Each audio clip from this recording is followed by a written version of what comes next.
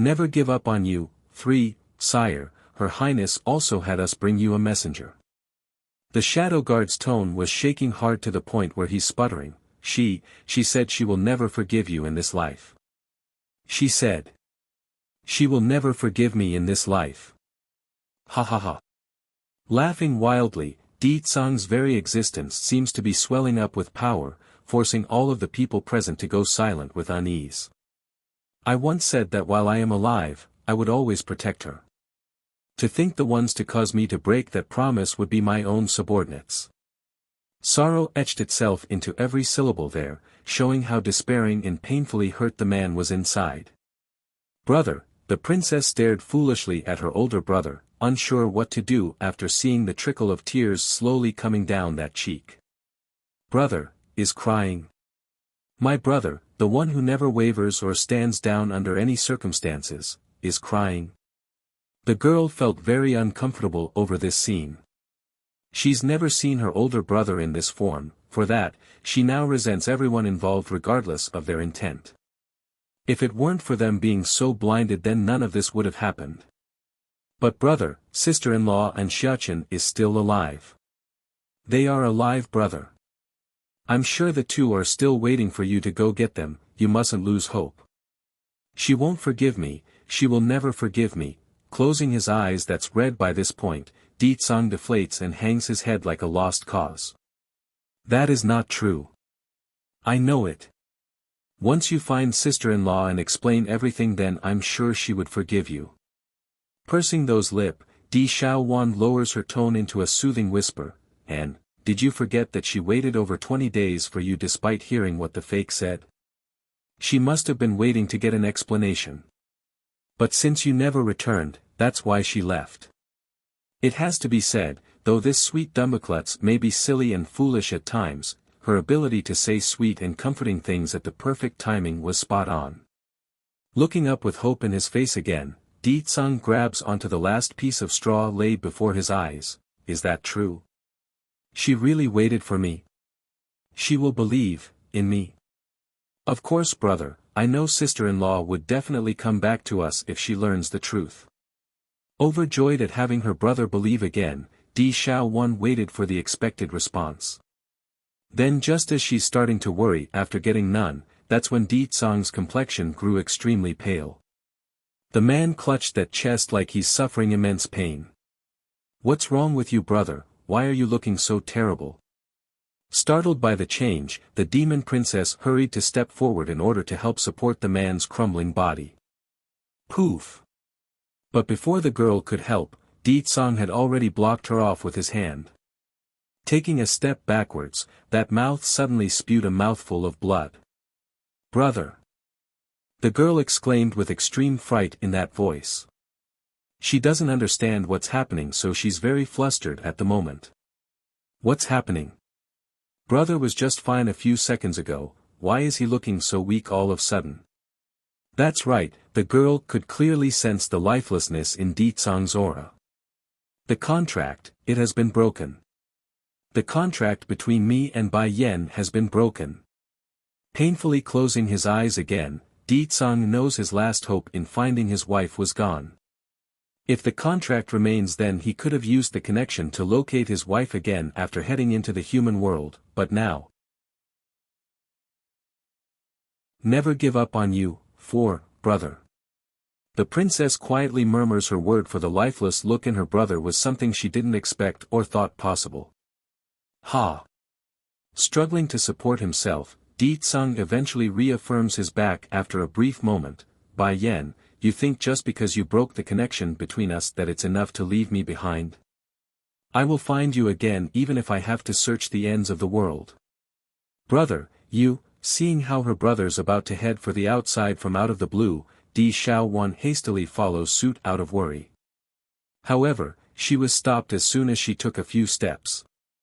Thankfully her speed wasn't that fast, otherwise she would have clashed directly into the man from behind with her clumsy nature. That woman from the snake family, and this substitute. Di Tsang's mouth curved into a sinister grin. I leave them to you for handling. Until my return, I want you to make sure they suffer until they wish they were dead. Scratching her nose, the princess responds with a nod like a good girl this time. And those of my shadow guards, I never want to see them again either. That part about dismissing his shadow guards came as no surprise to the princess. Di Xiaowan knew from the start that's bound to happen. As for Fire Plume, second elder and state teacher. Di Tsung's voice now sounded gloomy and frustrated. When I come back with Bai Yan, she will handle them as she please. The one known as state teacher was a very special person in this place.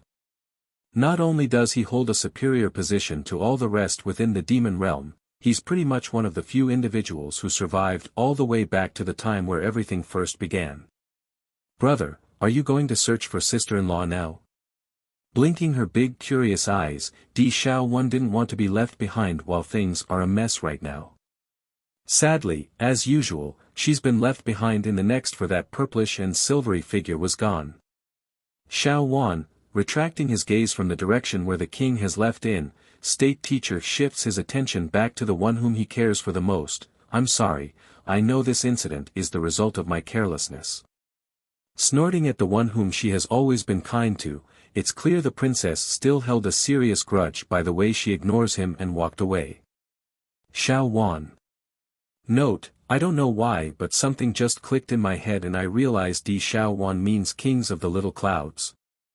I wonder why I never realized that. Too much translation pinions lately.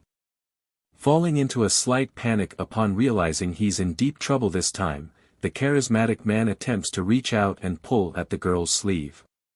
Though the act was immediately avoided with a quick step to the side, it did nevertheless stop the princess from further movement.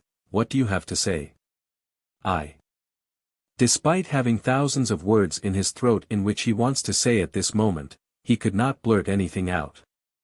In the end, all he could gather was a single sentence: I'm sorry, the one you wronged is not me, it's my sister-in-law and nephew. I know you meant well by creating a substitute, but why didn't you watch over that person and allowed him to cause havoc in the public? All watery in those big beautiful eyes, the flaring anger continues to burn. So, to punish you, I don't want to see you for the next 10 years.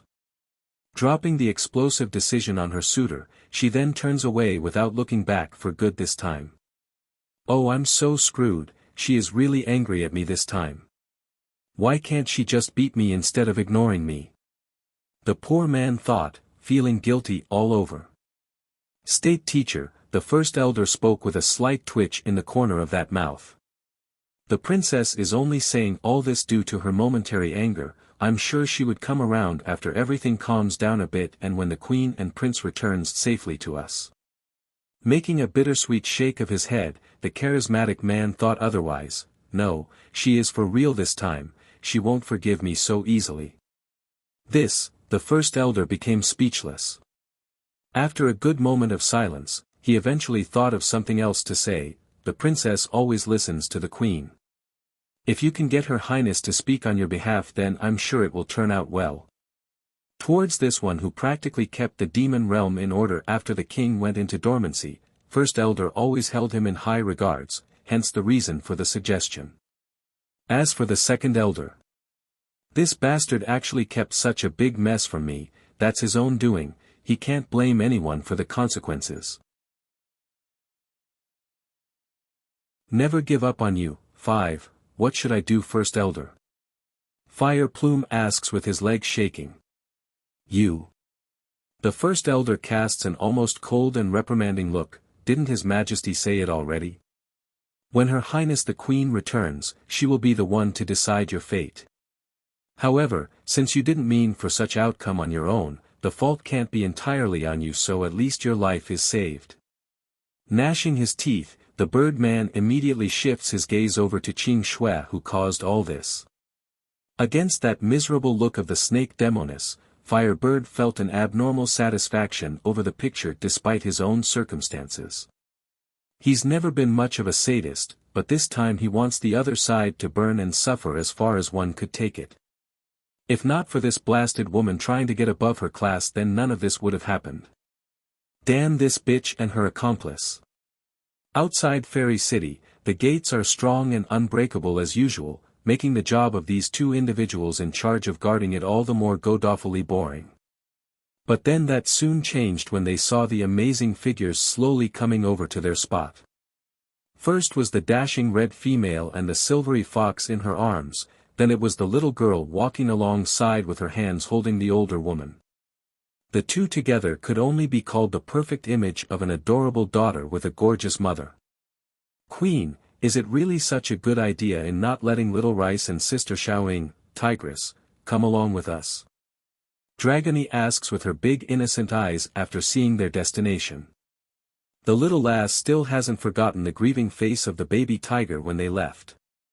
There were plenty of crying and pleading. The only thing missing was the white tiger rolling on the floor throwing a tantrum. "It's inconvenient to bring them along, that's why I had them stay behind. Besides, I have reasons for sending Little Rice back to the Holy Land." Eyeing down at the little missy that's holding her own hand, Bai Yen sighs and spoke in a soft voice, "And, I'm no longer the queen of the demon realm, you must change the way you address me." Staring with unsurety, the dragon girl didn't know what to do next. "But then what should I call you then, queen?" Stumped at the question herself as well, Bai Yen had to take a good moment to contemplate a proper solution. "Call me mother from now on.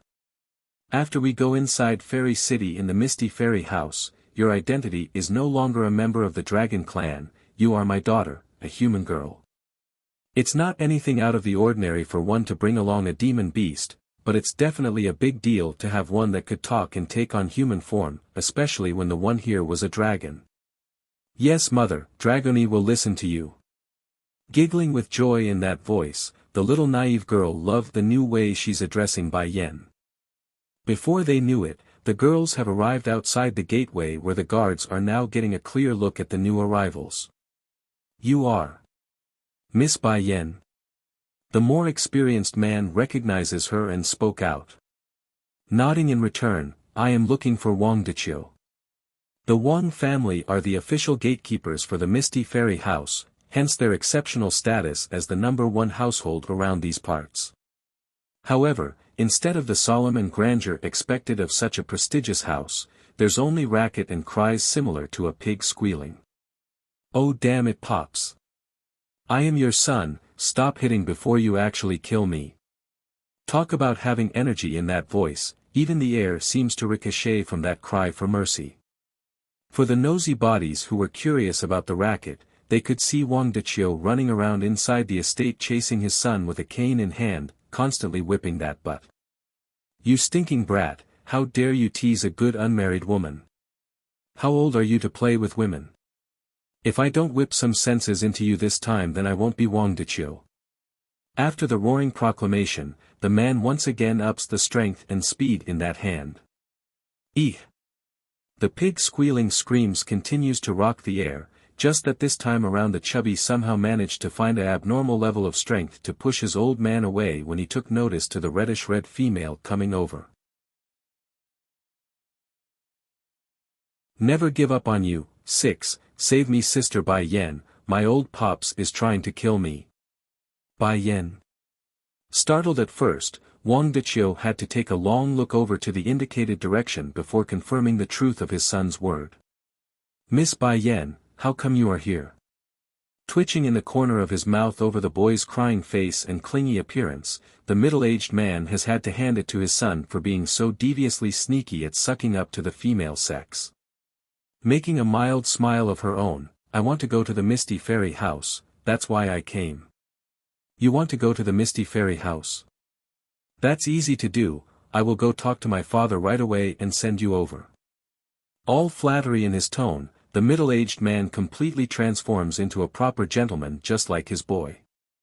But before leaving though, Wang Deqiu made sure to cast a warning glare to the chubby. It's the face of, "You better behave yourself, while I'm gone lest you want some more beating. Sister Bai Yen, after you and Shuchen stopped living next to our home, my pop's been beating me non-stop. Please take me away with you." Wiping that trickle of tear from his chubby face, Wang Xiaopeng puts on the appearance of a criminal trying to act innocent. "Oh right, where is boss, how come I don't see him with you?" At the mention of the little steam bun, Bai Yan's hand instinctively tightened a bit over the little fox in her arms. Despite the slightly awkward mood, she nevertheless continues to smile warmly. He went back home. Oh, so Xiachen went home with his father? Wang Xiaopeng says it with realization. I wish boss was here though, I've been missing him a lot. Due to being so preoccupied with the new friend, the chubby actually didn't notice the slightly gloomy air around Bai Yan's body when he mentioned Ditsang. Sister Bai Yan, who is this little girl? Rubbing his hand together, the chubby smiles like a true pervert again. Of course, as any logical female, Dragony would feel disturbed by that monkey face. This is my daughter whom I just took in. He's Xiachen's younger sister. Patting the girl's head, Bai Yan comforts the scared Missy with her gesture. Don't worry Dragony, he won't hurt you. Only at that did the Missy feel at ease to come forward. Even so, Dragony never dared to cast an extra glance at the chubby for she's afraid the extra attention would somehow attract the other side further. Then just as Wang Xiaopeng wanted to showcase his flirtatious ability at picking up girls, that's when a knock from above smacked him back to his senses.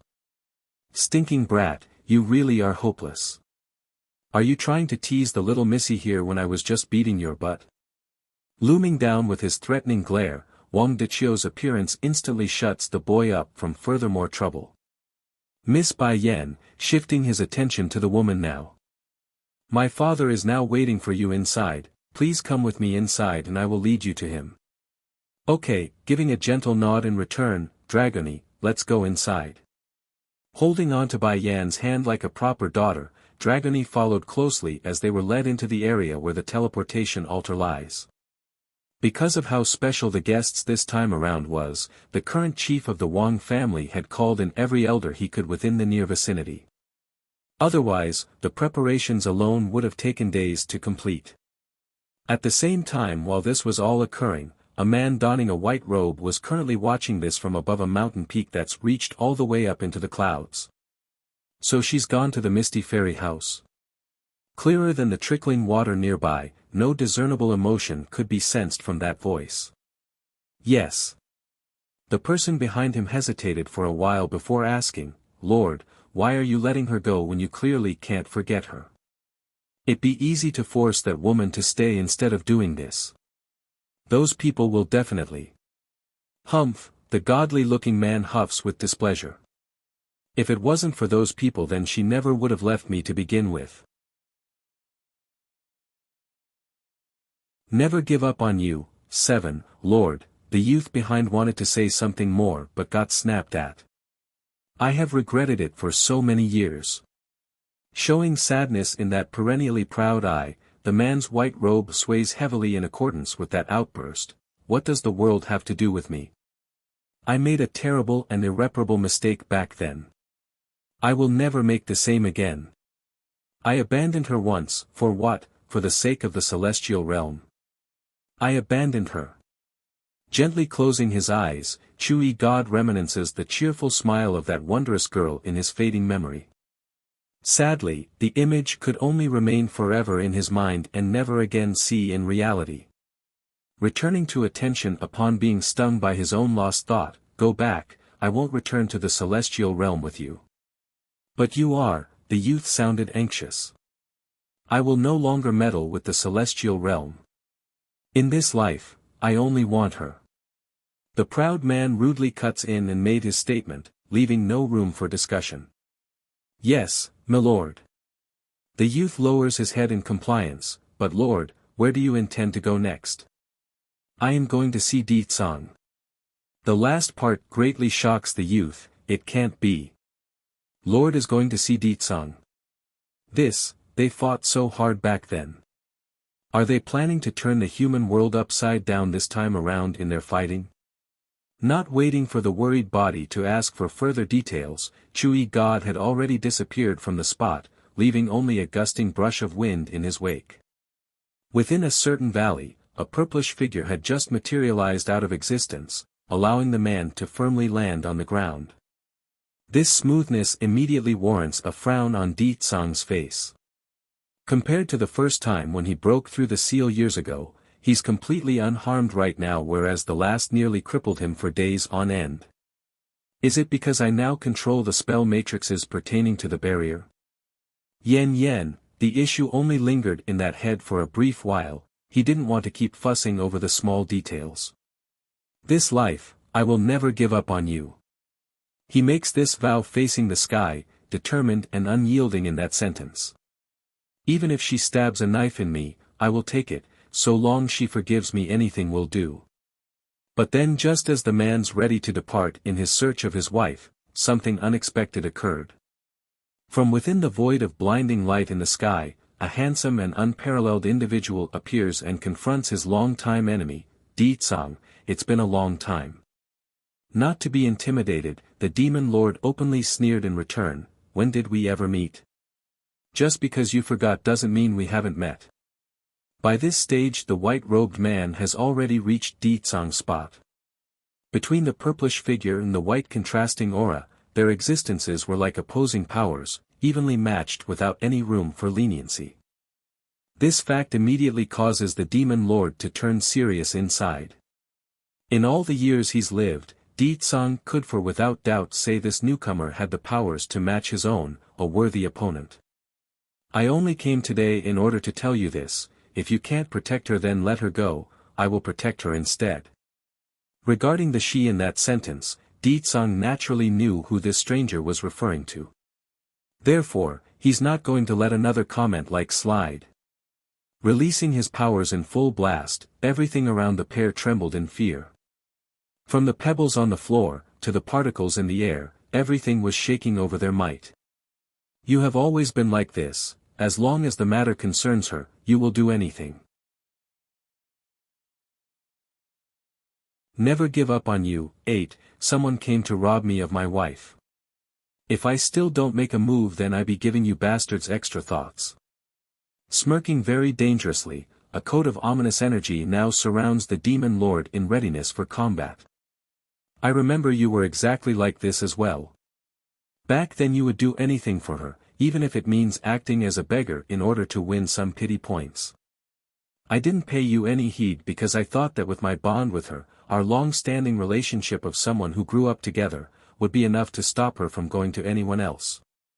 Letting his word pause there, a mild fluctuation of emotion finally takes hold in Chui God's voice, but in the end, she chose you. Honestly, I envied you in the past. You were able to let go of your pride for her, abandon your dignity, and even, forsake the world for her. If I could have done the same, then maybe she wouldn't have given you the chance at all. Based on the face Di Tsang was making after hearing all that, he clearly thought otherwise. You think too highly of yourself. She is my wife. Even if I have to exhaust my everything, I would have won her over regardless of what you did. Despite the mockery, Chui God didn't pay it any heed and instead continued to speak on his own. Then why are you hurting her?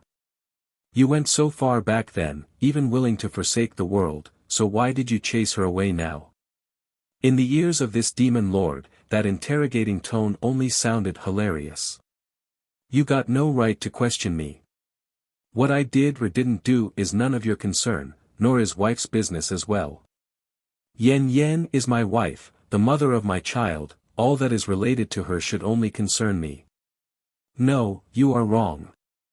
Chui God shakes his head in disagreement. I'm merely late this time, I still have a chance to make her mine. That instantly infuriated Di Tsang. In light of that irritable comment right there, more than enough to make him explode already, he's somehow managed to suppress the urge to clobber the bastard in front of himself. His urgency to seek out Bai Yen apparently triumphant that jealous heart. Is that what you think? Clicking his tongue like he's holding the other side in contempt, too bad for you, I won't give you that opportunity to steal my wife. Not in the past like you claim, and mostly importantly not now. This time around it was Chui God who showed a face. Why is he not attacking? According to his usual demeanor, Di Tsang should have attacked me by now. I will deal with you once I find my wife. Until then you just wait. A flicker of killing intent promptly beams out of those eyes and answered the expectation in the other side's mind. Done, and without anything more to be said, Di Tsang moved swiftly and flew towards the general direction of Fairy City. He may not know the exact location of where his wife and child went, however, that doesn't mean he couldn't track by following the faint scent they left behind. He's changed somehow, but I can't tell what. Murmuring to himself, the unparalleled man in white watches on as the purplish figure disappears into the horizon. Chui God may have the will to take Bai Yen back, but that's only under the criteria that she wants to return. If she doesn't, then he's not going to force anything, for he's long lost that right ages ago. Within a hidden valley, Bai Yen now lays in a patch of grass with only a faint awareness to her surroundings. Wang Deqiu, that bastard, he did not tell me I would be teleported without warning. She wanted to pry open those tired eyes several times already. Unfortunately, despite her best effort, those eyelids just wouldn't listen, like it's been sealed shut with 1,000 weights. Even so, Bai Yen could still vaguely make out intermediate bursts of words between a conversation. Big brother, there is an unconscious little lass here. Che, I say, she does have one heck of a pretty face there. Hey, brother, aren't you a bit too old to be aiming for a young missy like this? I have to admit though, if I was a few decades younger then I too would be wowed by that face. Anyways, her body is what I'm more interested in. She would be a great seed to be a cultivator like us. Never give up on you. 9. Under the insistence of her will, Bai Yen finally opened those eyes. Perhaps it's out of habit, but she wanted to reach down to rub her son's head that's supposed to be in her embrace. However, what came into touch was nothing but air. Turning pale at the realization, the last pang of sleepiness swiftly escapes that head, forcing her panicking heart to jerk that body up. Looking around, there's no sign of her son at all. Hello little lady, are you awake now? Just as Bai Yen was scanning left and right for Bai Shuchen's whereabout, that's when her ears picked up the elderly voice from the front. Startled slightly at knowing there's others around, she peers over to the source and discovered two seniors of considerable age standing there smiling at herself. Are you looking for this fox? One of the seniors in white readily picks up the little critter from his side and hands it over, sending a wave of relief over to the receiving end. Bai Yen didn't hesitate at all. She moved those hands so quick that it's as if she's getting the most precious treasure in this world. Dere Dragoni. While she did recover her son, it didn't take long for Bai Yen to realize she's still missing one other child. Panicking again inside, I'm sorry for being blunt, but have you seen a little girl that should be with me? Little girl? My dear, I only saw you and this little fox here, I didn't see any little girl when we found you. The old senior wearing the white robe answers, shaking his head to indicate he didn't. Biting those lips, if Dragoni is not here then where did she end up? Or did the teleportation process go awry and send her to another location? This isn't good. With her timid personality, she would definitely be very scared in a new and strange environment. A regret now grips the woman's heart. If she had known things would end up like this then she wouldn't have gone soft-hearted and let the girl tag along. Lassie, you still haven't told me why you ended up in my backyard yet. The second elder in grey robe asks with a broad smile. Backyard? Bai Yen became dumbfounded. This vast forested valley is a backyard for these two elders. Working fast in her brain, she quickly came up with a workable story for the situation. I'm sorry, I didn't know this was someone's backyard. I only ended up here by mistake. Oh, don't worry about it, this is not an issue at all. Ha ha ha. The white-robed senior heartily laughs to soothe the mood. This is my brother over there. We are elders of the Misty Fairy House. My name is Zhongnan and he is Zhongbei. I see that your constitution is quite excellent, so I like to ask you this question, are you interested in becoming our disciple? Bai Yen didn't answer right away and began to weigh her options. First and foremost was to locate Dragoni, of course. There's no way she could leave the little girl alone like this in unknown territory. But what's the best way to do that left a lot of room for debate. Smiling now, her eyes wandered over to the two seniors. All right, I'm willing to become your disciple. I've already got 3 shifas anyway, adding another 2 won't hurt at this rate. It's just a little more extra work caring for them. However, her expression promptly turned stern. My daughter is missing right now. Can I bother both shifas to help me find her? Ha! Zhongnan, older, genuinely laughs with joy in that voice. As long as you recognize us as your shifu, then anything is fine. I say lassie, I've already checked your body earlier. Your bone structure is absolutely amazing according to my examination. At most in another 20 years and you will reach the king rank, a level comparable to our own. Check my body. Examine my bone structure. The woman's complexion was darker than the bottom of a burnt pot at this moment. This old fart actually touched my body while I was unconscious. If he wasn't so old, I would have called him a leech, a pervert. And 20 years to break through into the king rank. Didn't I already go way past that and into the monarch rank not so long ago? Oh right, what strength is your cultivation at? I've checked earlier but I couldn't get a good sense of your current level at all. Zhongnan's brow wrinkled into a knot over the strangeness. This girl is full of mystery. Never give up on you, 10, but as the old saying goes, wealth always lies in danger. This lassie's constitution is so strong, she will inevitably become the youngest king rank individual within the fairy Misty House. Ho ho, or maybe even a monarch rank. Bai Yan rubs her nosy shyly at the beaming gazes coming her way. I just reached the earth rank. There's no way she could bring herself to explain that she's already at the monarch rank, otherwise these two fellas would definitely blast her out in the next second. Earth rank. Zhongbei, younger, frowns and got angry. Who was your former shifu? How did he train you? To think you are only at the earth rank with your body structure. Don't worry, as long as you follow our tutelage then you will surely break into the sky rank in no time. When hearing this, Bai Yan could only silently apologize to her 3 silly shifas back at the Holy Land. This sort of pitfall could only be shouldered by them this time. While on the other side, the older brother Zhongnan was very pleased by his younger brother's reaction. All smiles in his face. Little girl, we still haven't gotten your name yet. Mind telling us since you've recognized us at your shifas? It's Bai Yan, and he is Bai Xiachen. Bai Yan promptly raises her son up to show the 2 seniors, all the while making a proud and warm smile at the same time.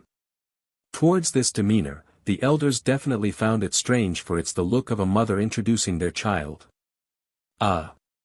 How can a fox be her child? That's just silly. Hurrying to sway their head to lose that idea, Zhongnan and Zhongbei didn't even want to go down that route. When Bai Yan eventually came out of the hidden valley under the guidance of her new shifas, she soon understood what they meant by this being their backyard. It's exactly like they claim, there's no lie or falseness that this vast stretch of forested land was their home.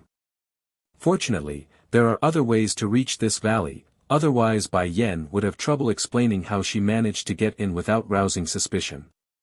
And since her arrival at the Misty Fairy House, the 2 elders have kept their promise in searching for Dragony. As for Bai Yan herself, she on the other hand was being forced to train day and night while under the scrutinizing eyes of them both. In the end, this poor woman could only hold back her urge to go out and do as they say. It's too obvious if she starts running around so early. Of course, when talking about training, Bai Yan wasn't really improving her cultivation. For an earth rank cultivator, the amount of energy fluctuation in the air was minuscule at best in comparison to her own level. That's why she could only pretend by sucking in a small amount into her body. Now that leaves the poor baby fox who's been bored out of his mind. After a few days of this, Bai Xiachen finally had it and started moping to his mother on this day. You want to go out to play? Bai Yan arches her brow and asked. The little fox hurriedly nodded, for being bored to death wasn't out of the question at this point. Son, you must be patient for a while longer. Once I locate the blood vine, then I can restore you to your former self. Sighing helplessly, Bai Yan also felt frustrated at her current predicament. According to Chui God's information, the blood vine was considered a treasure to the Misty Fairy House. If she wants to get her hands on the herb, then the best course of action would be to win over the two seniors' trust. Hanging that head in disappointment, the little fox promptly pulled those ears down like a dejected child. If he was still in his human form, it would definitely be the look of a puppy-eyed crying boy. But, Bai Yan suddenly made a mischievous smile. Today, your two grandchefs are out for a trip. We can take this chance to go out and look for Dragony, how about that? The news immediately brought delight to her son's face. Raising that head, Bai Xiachen now shined with sparkles in those eyes. Fake Goddess, 1, within a luxurious mansion, a loud beast like roar rocks suddenly rocks the place, sending everyone inside into a state of urgency. Chief, the young lord's condition is acting up again. Among the crowd of people gathered presently here was an old man wearing a linen-colored robe. I suggest we go seek out Bai Chang Feng, the leader of the medicine sect. Perhaps he would have a cure for the young lord's condition. The one called chief and current lord of the Misty Fairy only wrinkled his temple before eventually issuing out a sigh of frustration. I've already went to him not long after his birthday. Sadly, after I listed all the symptoms of my son to him, I was told he couldn't do anything to help and didn't know of any cure. An uproar promptly burst out among the crowd. If Bai Chang Feng couldn't do it, then who else in this world could? It can't be, the young lord is going to have to spend the rest of his life like this. However, Bai Chang Feng did leave me a message. The chief of the Misty Fairy House allows his high-standing gaze to loom over the group, signaling he's quite serious in what he's about to say next. A sickness of the heart must be cured using the cause. I remember my son Yun Feng met a girl after leaving home back then. Pity, fate likes to toy with the males of the Misty Fairy House. Because we are unable to choose our own marriages here, I could only task some of you to bring him back. After that, Yun Feng has been in this state ever since. Now, according to the instructions I got, as long as we find that woman, then the demon in Yun Feng's heart will unravel. The chief's hand had clutched into a tight ball by then. Elder Muzhen, you were one of the main people I sent out that year to bring back my son.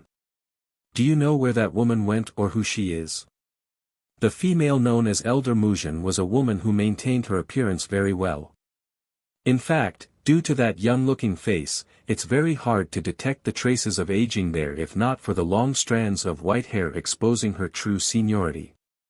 One could easily mistake her for a fair maiden like all the rest. Slightly lowering those eyes to hide the flicker of darkness in there, the female elder stepped forward and spoke, reporting to Chief, that woman is not worthy of being a member of our fairy Misty House. If she does come, then she would surely stir up a wave of trouble for everyone. Why is that the case? The chief's expression turned heavy and grim. Back then years ago when his son got into a fling with the unknown girl, he himself couldn't leave due to a certain matter at hand. Therefore, whether it be the girl's face or her family background, he knew nothing aside from words of mouth. Now to be informed of this unfortunate news by Muzhen, the idea that emerged in his head just now was again strained. But if Yufeng can be healed and return to his old self, what does it matter? Likely able to see the hesitant and struggling indecision within the chief, the objective female elder promptly sneered in a shady manner, "Chief, that girl is nothing more than a daughter of an average family. If not for that face, she could never have seduced the young lord. Yun Feng wouldn't be such a superficial person." The chief's face now grew ugly at having his son being called out for being superficial. "I refuse to believe my son is a bastard who only knows how to take in one's look. Of course that's not the case, Chief. That woman isn't only born proficient in seducing the opposite sex, she's also highly skilled with musical instruments and understands how to string men along, hence the reason for the young lord's fall for her." Muzhen's heart immediately grew venomous and could be heard in the undertone of that voice. Furthermore, the girl isn't a chaste woman either. When I went to retrieve the young lord that year, I personally saw her hooking up with multiple males. The chief's heart promptly sank at the last bit. It's one thing to be born ordinary, but to think she would be like that as well. In truth, this father never wanted to do what he did back then, even if the girl was so terrible. However, if he didn't, then the Misty Fairy House would surely offend that person. By then none would be facing a favorable fate.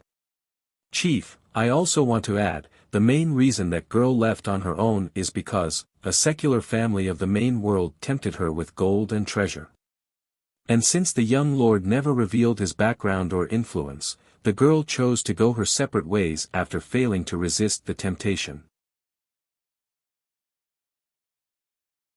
Fake Goddess, 2, Bang. The chief slams his fist against the nearest table and allowed the burning flame in his eyes to seethe forward. How dare she abandon my son for a mere mundane? Under that violent appearance of their lord, the audiences were all too scared to utter a single word in protest. However, there was one individual who didn't falter in fear, and that's Elder Muzhin. The woman was secretly snickering inside over her own success. Want to let that woman enter the Misty Fairy House? Quit dreaming. I've killed that girl years ago, so how can she ever show herself again? Forget it. The chief tiredly closes his eyes in acceptance. Leaning against the chair he found behind himself, I want to rest. All of you retreat for now until my summoning. Yes, chief. Arching their fists, the crowd promptly left for the outside. Throughout the whole process, both Zhongnan and Zhongbei brothers were keeping to themselves on the sideline without uttering anything. They knew under such circumstances their opinions are going to be ignored regardless of what they said. As such, the attendance today was nothing more than for show. Now that it's done and over with, it's normal for the two to leave and return to their home where their new disciple should be waiting. Wu Wei, chief. Just as everyone has finished departing this place, leaving only the lonely father in this luxurious mansion, that's when an impressive-looking woman waltzed in through the door. In comparison to Elder Muzhin, who kept up a fine appearance despite the old age, this newcomer in the light blue dress could only be considered a true beauty. How come you came? The chief hurried to greet his wife after hearing her voice. Didn't I say I will handle Yunfeng's matter? Handle? Jun Tianyu, wife, only sneered in return after hearing that. You've been saying you will handle our son's matter for how many years now? Do you have a solution? If those alchemists can't cure my son, then why are you hesitating in looking for that girl? But, Muzhin, I don't care what she says or what she claims about that girl, I only know I want to save my son from his current state. The motherly instinct in Jun Tianyu was now fully coming out, causing her very existence to exude an aura of pain and sadness. Regardless of her character, I will take her into our home so long as she can turn things around with our son. Seeing his precious wife quickly devolving into a sobbing state, Chief Wu Wei could no longer contain his emotions. Hurrying to pat the woman on the back to help soothe that mood, don't worry, I will definitely find a way. Bai Changfeng may not be able to cure our son, but that doesn't mean other alchemists out there couldn't. I'm sure there are others who could. Fine. Jun Tianyu suddenly stared straight into her husband's eye and said, I will give you 3 months. In that time, if you can't do something about our son's condition or find an alchemist who could cure him, then I'm leaving on my own in search of that girl. 3 months. Now it was Chief Wu Wei's turn to make a frown. He only said those stuff in order to get his wife to stop crying. Who could have guessed the smart woman would use it against himself like so? Oh my goodness, where am I supposed to find an alchemist who could rival Bai Changfeng of the medicine sect? But then a flash of light sparked within the man's eye, like he just remembered something. I remember now. Wife, Bai Changfeng mentioned high granddaughter is also an alchemist, and a very good one at that. Maybe she can cure Yunfeng's illness. I went there before after the man's birthday, but sadly my timing was off and the girl was gone already. Really? Then what are you waiting for? Hurry and send some of our people out to search for that girl. The mother's face now glistened with hope. Even if the possibility was slim, she's not going to give up, not when it involves her son's future. Making a bittersweet smile, Chief Wu Wei could only shake his head over the woman's quick change in mood. As negative as he was over the chance of success regarding his own idea, he couldn't exactly go back on his words now. At the same time, while things were moving at the other end, Elder Muzhen had just finished returning to her own manor. Taking a sip of tea from the cup handed to her by the maid, the woman coldly snapped at the poor girl for no reason, "Go call Tian Ling over for me." "Yes, Elder." The maid swiftly retreated, too afraid to meet eyes with the mistress of the house. Not long after, a senior old man quickly walked over and respectfully arched his fist. "Greetings, Elder, did you summon me?" Fake Goddess, 3, Tian Ling, did things go as I instructed back then? Is the woman really dead? Muzhen slightly narrows her eye as she asked the man. "Please be assured, Elder, I've done exactly as you instructed. Not only is she seriously injured while I confronted her, she also fell off the cliff during the final moment. There's no way she could have survived from that height." "That's good to hear." Heaving a long sigh of relief, the woman turned cheeky like she's done something to be proud of. "And to think the chief would want to bring such a girl into our misty fairy house. Based on what can someone like that join our ranks?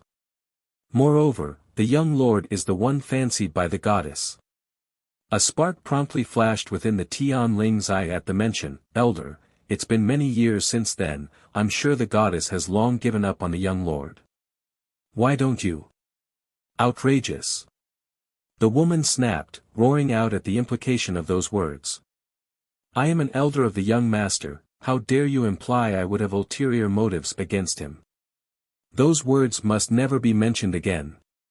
It's true this elderly old woman has fanciful ideas about Yunfeng, young lord, however, that's something she could never bring to the surface.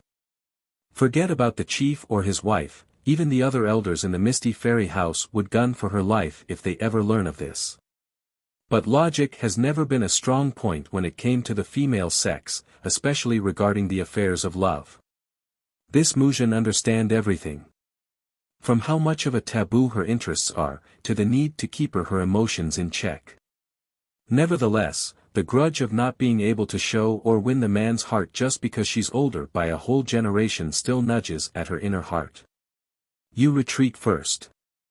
Remember, one can freely eat to their heart's content, but words can never be spoken without forethought. Clenching her fist over the warning, Elder Muzhen hides the flicker of killing intent swimming through her eye.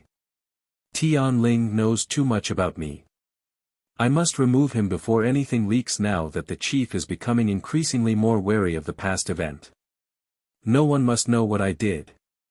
At the same time over in the celestial realm, a group of young men and women was currently holding a gathering. Of course, what good would a party be if there's no maids around to service them?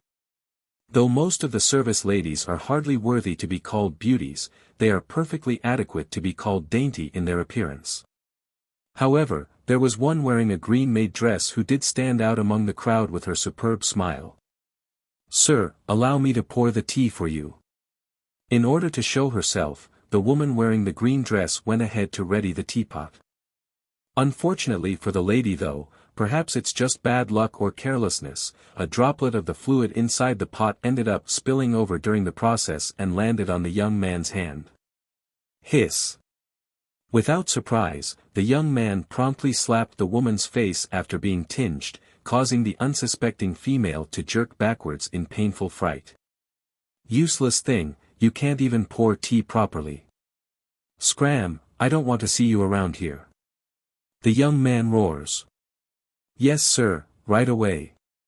The woman in green hurries to do as told, all the while trying hard to keep those tears from trickling down. But then as soon as she's walked out the door, that's when her true character showed itself. No longer innocent or sad, there's only a cold stern look. These bastards, only knowing how to bully us who have no status in the celestial realm. No matter, I may be a lowly maid here in the realm of gods, but in the world below, I am the supreme being. Smirking proudly now, it's been a while since I went down there, guess it's time I made a visit to accept their worship. The ability to transfer her avatar into the human world was something this maid accidentally came across. Aside from the bosses in the celestial realm, it's likely only she knows the method to transverse between worlds. That's why she would go from time to time to harass the mortals. It gives her a sense of existence and a way to comfort that injured heart. To think, the one whom the members of the Misty Fairy House treated as a deity all these years would turn out to be nothing more than a maid. If they ever learn of this truth, what would they think?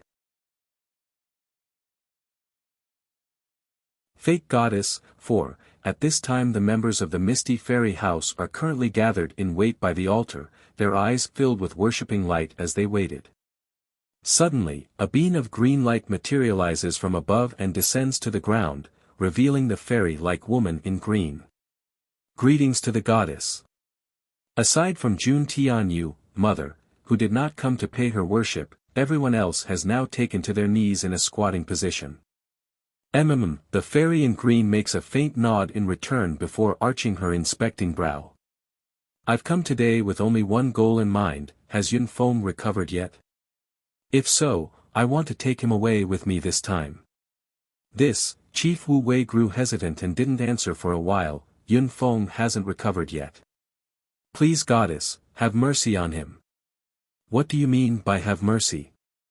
The woman in green grew furious and snapped back. Are you implying my kind act of taking him with me is an evil deed?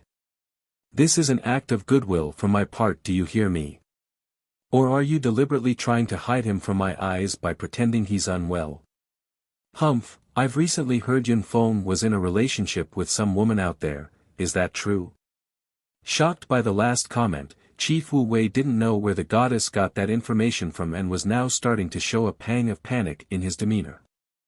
I don't know what kind of magic she used to seduce Yun Feng, but know this, a mere mortal can never compare to a goddess. The maid continues to put on a facade of a high-standing deity despite being a lowly servant herself. Goddess, Chief Wu Wei was now openly frowning. In all the years you've come to us, we've been nothing but respectful out of you being a goddess. However, Yun Feng is my son, can't you spare him?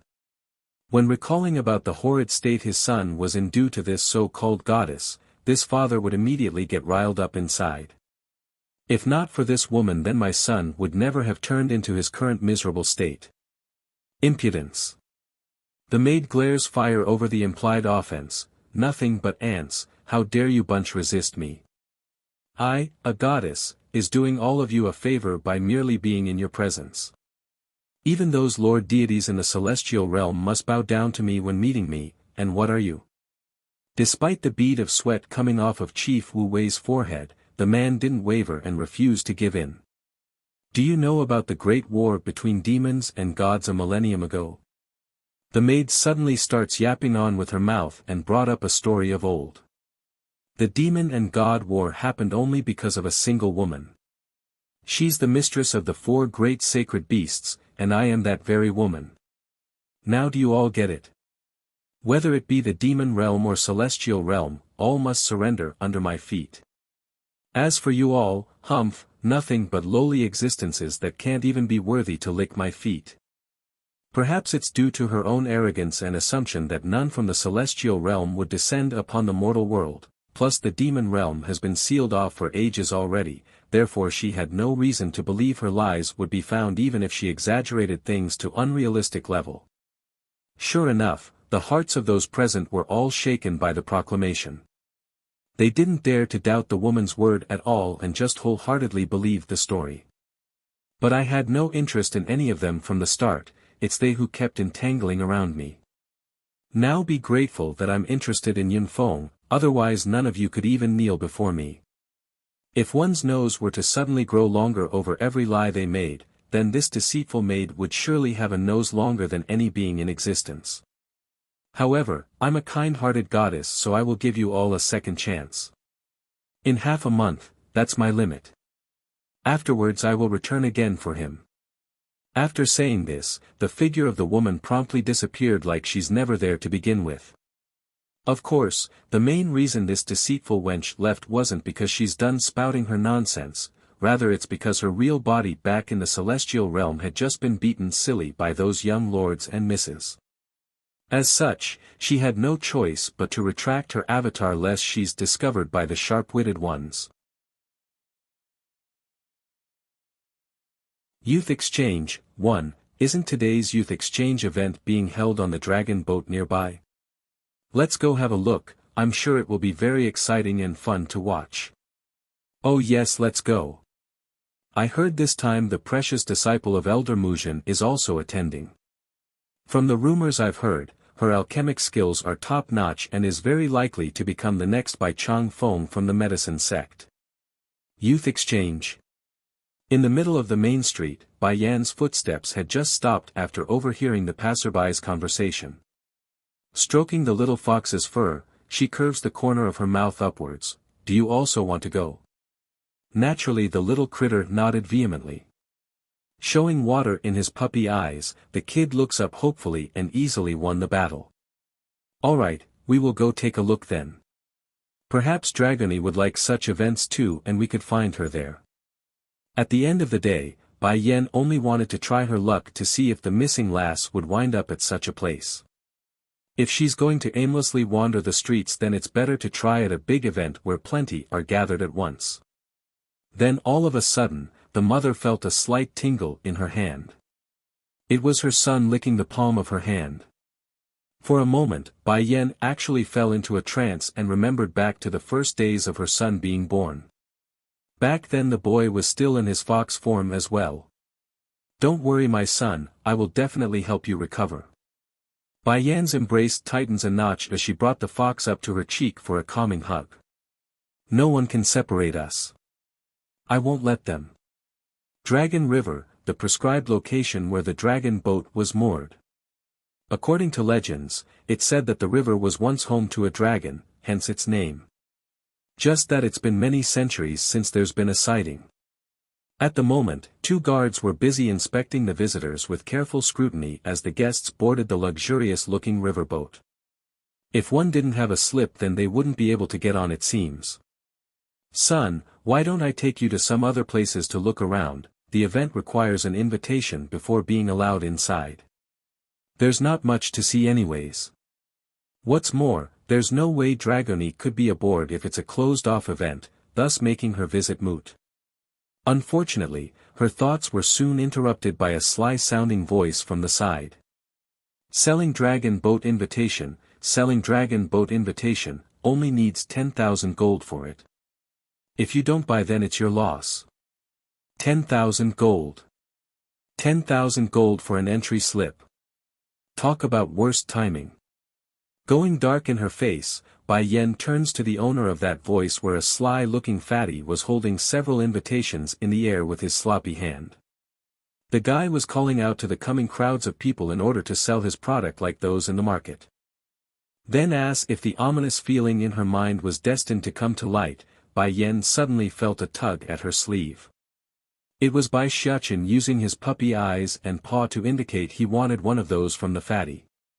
As much as she detested being scammed by those heartless merchants, Bai Yan couldn't exactly say no to her son when the solution was being placed before her eyes. Walking towards the man, are your invitations real? Seeing how he's finally got some business going, the fatty hurries to put on an iconic smile of a merchant.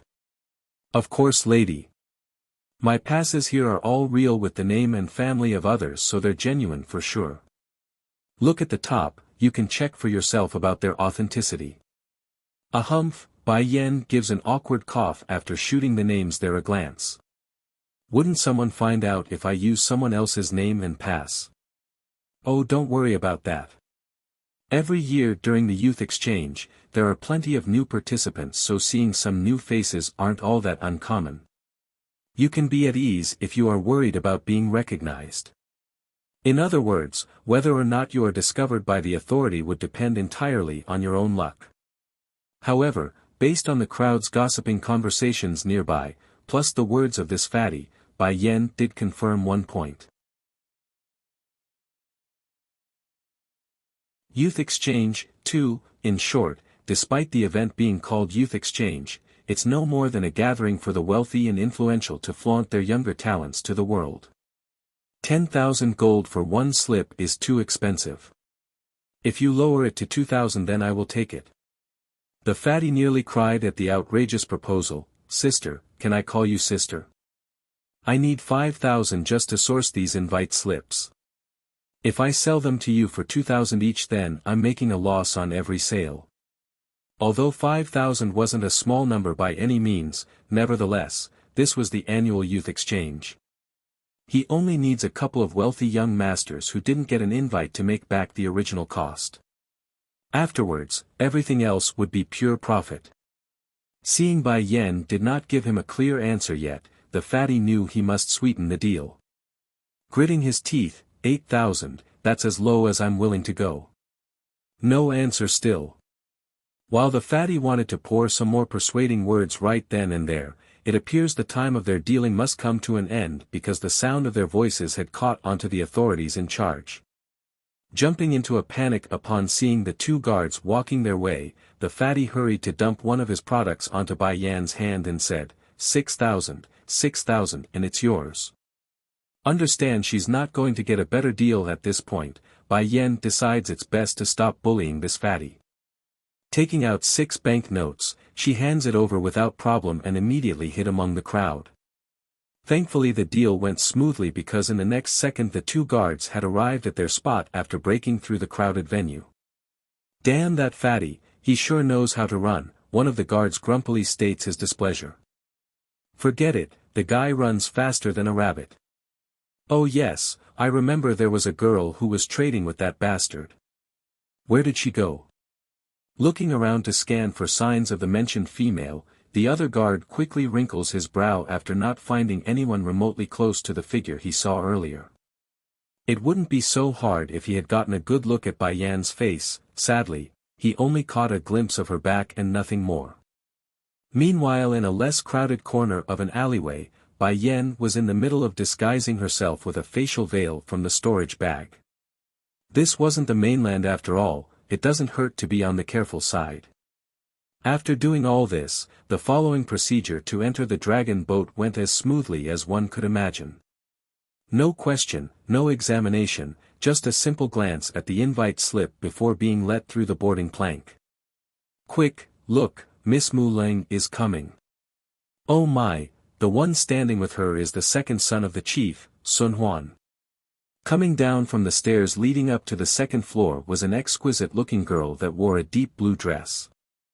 Her looks were definitely extraordinary. Clear and haughty in the eyes, the level of arrogance she portrayed were just right, neither too high nor too low, just the perfect level to allow the males to have some fanciful thoughts while not daring to try anything perverted. It's just that. After seeing the man coming behind her, the only reaction left for the crowds were gasps and astonishment. For one thing, the female could be considered the shining jewel of the new generation in the Misty Fairy House. As for the male, he's a well-known womanizer who only knows how to fool around day in and day out. It's hard to imagine how these two opposing characters could come together. A flower planted atop of a cow dung. That's the sort of wording everyone thought of upon witnessing this image. Of course, none would dare yell out this description in the public. They're not crazy enough to bash on the chief's second son no matter how much of a dastardly man he was. Youth Exchange, 3, Miss Mu Leng, I have some questions with alchemy I would like to ask you, mind helping me with the solution? A young man scampers over to the lady's side and looked on with expectant eyes. When the others saw how the youngster was able to brave the pressure and go on over like so, it's normal for them to be annoyed. However, it also gave them courage to join the fray. In no time at all, this Mu Leng has become surrounded by excited individuals of various backgrounds. Miss Mu Leng, your alchemic skills are truly admirable. Forget about being first within the Misty Fairy House, you should be first even among the medicine sect and Holy Land. Isn't that right? When I left a couple of days ago to take a short travel in the outside world, I actually heard the medicine sect's leader saying he's found his long-lost granddaughter. It said the girl is more capable than her own grandfather in the art of alchemy, but I say it's nothing more than bluffs and air. How can that person be more skilled than Miss Muleng? Faced with the worshipping looks and flattering compliments of the crowd, this lady actually managed to keep her ego in check. That's something not everyone could do, especially under such circumstances. This goes to show the level of maturity and intellect this girl has, which was clearly above the rest of her peers. I'm sorry everyone, Muleng scans the crowd around herself and spoke in an apologetic tone. Today is the youth exchange, so I can only answer a couple of questions. I fear any more than that would be beyond the time frame allowed in today's event. Also, words of degrading matters like today mustn't be spoken again in public. I hope everyone can remember my advice. The relationship between the Misty Fairy House and the Medicine Sect has never been the best to begin with. This could be seen in the disputes that's constantly occurring between the disciples of both powers. Now if word were to be spread of her name in such manner, then it could only cause trouble for herself. Look at that. Miss Muleng's alchemic skill is not only high, she's also not an arrogant woman like the one from the Medicine Sect. What a wondrous woman who cares for others. Thoughts like these were running rampant among the naive youngsters. It's simply too easy to sway a mind that's not fully matured or experienced the harshness of the world. Meanwhile, at one corner of the boat, Bai Yen was listening in on everything with her brows arched. It can't be right. I still got hit when lying on the floor. What's this all about? I'm just attending some random event and things still ended up on my head. Understanding his mother's woe, the little fox licks the back of her hand in a soothing gesture. With that done, the faithful son then shifts his gaze over to Muleng. Just that instead of the warmth look he shows to Bai Yen, the boy's eye gradually turned into a bloodthirsty red like his old man's when irked. The lecherous man standing next to the shining girl didn't care for all the attention. He's used to this sort of fan craze in his life even if it was the negative version. Instead, he's now focused on Bai Yen who's standing in the corner. What's wrong? Muleng asks, her brow furrowing after noticing the oddity. Did something happen? It's nothing. That said, the womanizer known as Sun Huan then retracted his gaze before being caught. For some strange reason, he's getting a familiar vibe from the unknown woman wearing that veil like he's seen her somewhere. I must be imagining things. Although Muleng didn't raise a comment over this, she did however turn her head over to the same direction as her partner. Almost immediately, her forehead had wrinkled into a knot before eventually loosening them again with a smile on that face. It getting late everyone, let's go inside first. During the exchange, I'm sorry, but I will have to limit it to 10 questions. The crowd got quiet and turned to their seats as instructed. Thankfully the dragon boat was a huge vessel and could accommodate this many. Otherwise, some poor saps would have to standing during the entire occasion. Miss Muleng, I have a question to ask you. Youth Exchange, 4, a young maiden had taken off from her seat to be the first to ask a question. Though Muleng's answer was nothing but a half-heeded attempt, it's nevertheless still good enough in the eyes of these youngsters who listened intently to those words.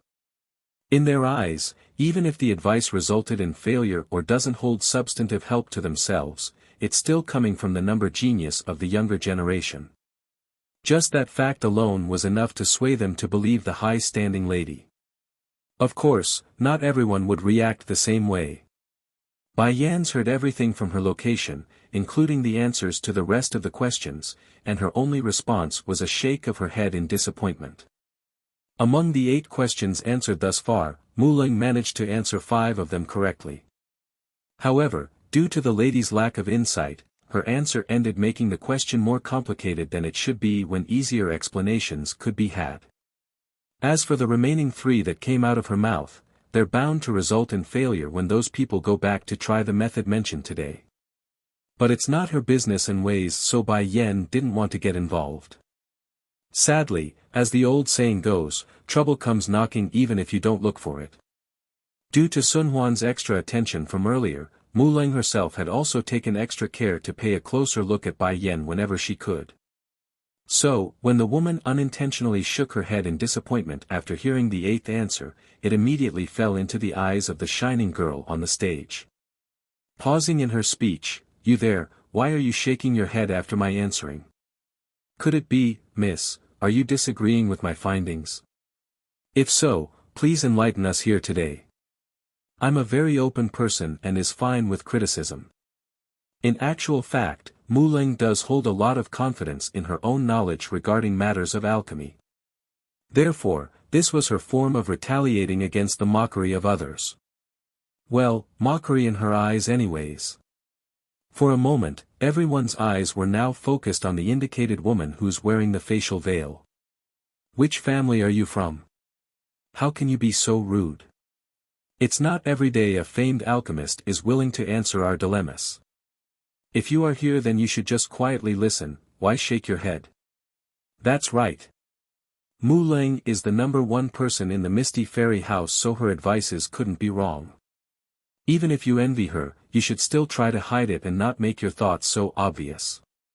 Otherwise you will just be left behind and tossed overboard, you know." Everyone's clearly disgruntled by Bai Yan's interruption, so their gazes are now cold and angry, like the fault lies entirely on her. "Seriously? I just got hit for the second time even though I'm lying down." Pausing in her fingers that's caressing the little fox, Bai Yan curves the corner of her mouth into a smirk. "#1 person? According to my memories, I thought the #1 person is Yunfeng, the eldest son of the current chief." "Ha!" The young man who spoke out first with the taunts began to laugh humorously. "Yunfeng? That's from the older generation. For our generation, the #1 spot unquestionably lies with Miss Muling." In actual fact, everyone present understood the only reason Muling could be called the #1 genius of the Misty Fairy House was due to her Shifu being elder Muzhen. Coupled this fact with the lack of a third-generational heir thus far, it's normal for everyone to recognize this lady as the strongest contender right now. What's more, even if the current chief's son had a child, that's for the next generation, so it's no threat to them who are now mostly in their teens or coming close to adulthood. Oh. Bai Yan continues to smile meaningfully. Then what if the second young master of the Misty Fairy House had an illegitimate child from the outside? Would her position as the #1 person still stand? Humph. Hearing the topic being diverted to himself now, the womanizer hurried to cut in lest some bad rumor start spreading. Holding up his hand to gain everyone's attention, "I know I can be quite the womanizer and definitely spent a lot of nights with various women. However, I must make one point clear, I do not have any children of my own yet." "Had many women, but no children?" Bai Yan cocked one of her brows in an inspecting fashion. "Then shouldn't you go have yourself checked out by now? There's an alchemic master right beside you, why not have her take a look to give you some treatment? Since others are deliberately throwing the fault above her head, then it's only normal for Bai Yan to turn things around and shift it back to someone else. She's never been a person who takes bullcrap without retaliation." Youth Exchange 5. Originally the womanizer had wanted to take a sip of water then to help soothe some of the pressure off his back, but to suddenly hear that dastardly comment from out of the blue, he just couldn't take it anymore and splurged the liquid right out of his mouth. "Do we have a grudge or something? Why is she gunning for me at every turn?" The man eyes the veiled woman with a blaming look. Unbeknownst to Xian Huan, they really do have a grudge between them both, and a heavy one at that. Unfortunately for this man though, no matter what he did to think back to the past, he just couldn't recall who this strange woman was or if he knew her for that matter. All of a sudden, a single face popped into his head after working it so hard.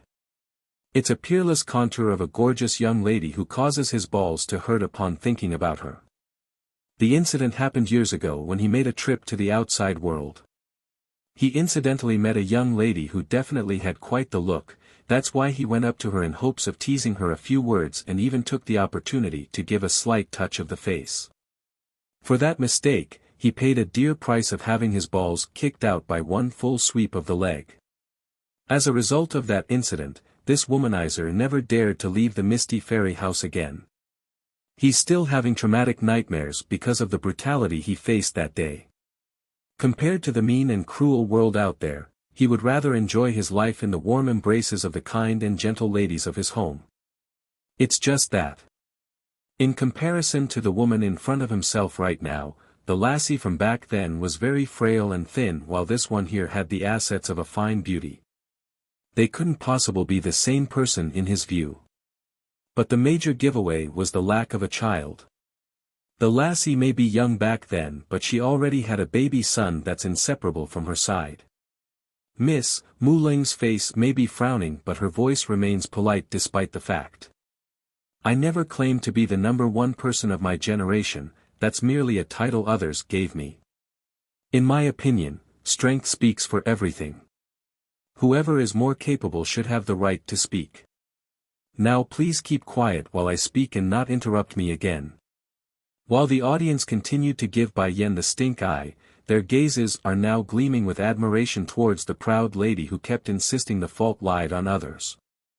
What an amazing woman Miss Muling is.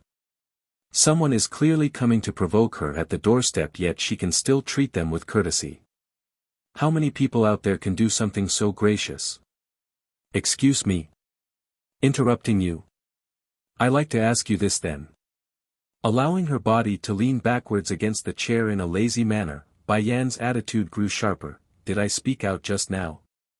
Cold in her tone, Muling unwilling answers, you didn't.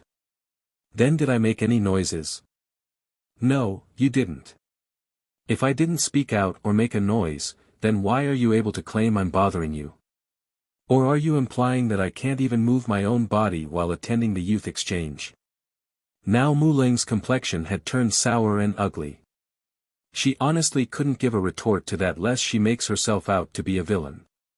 Thankfully she didn't need to give a retort, she just needs to shift the topic back to the main objective of this event. Miss, since you are here today, then it must mean you are also an alchemist. There's still a question left to be answered. Why don't you enlighten everyone with your knowledge then, Grinning now, the high-standing lady believes she's now back on the offensive. Sorry, I have no interest in answering your questions, I only like to do them. Understanding her son's mood was quickly deteriorating into a foul state, Bai Yan takes this moment to caress his fur in order to stabilize the growling fox. However, turning to confront the provoking party, my fees are usually quite high, I fear none of you would be able to afford it. She's already masked her face with the veil, plus she also hid her aura with a pill she took earlier, so there's no reason for Bai Yan to remain on the defensive if others want to fight.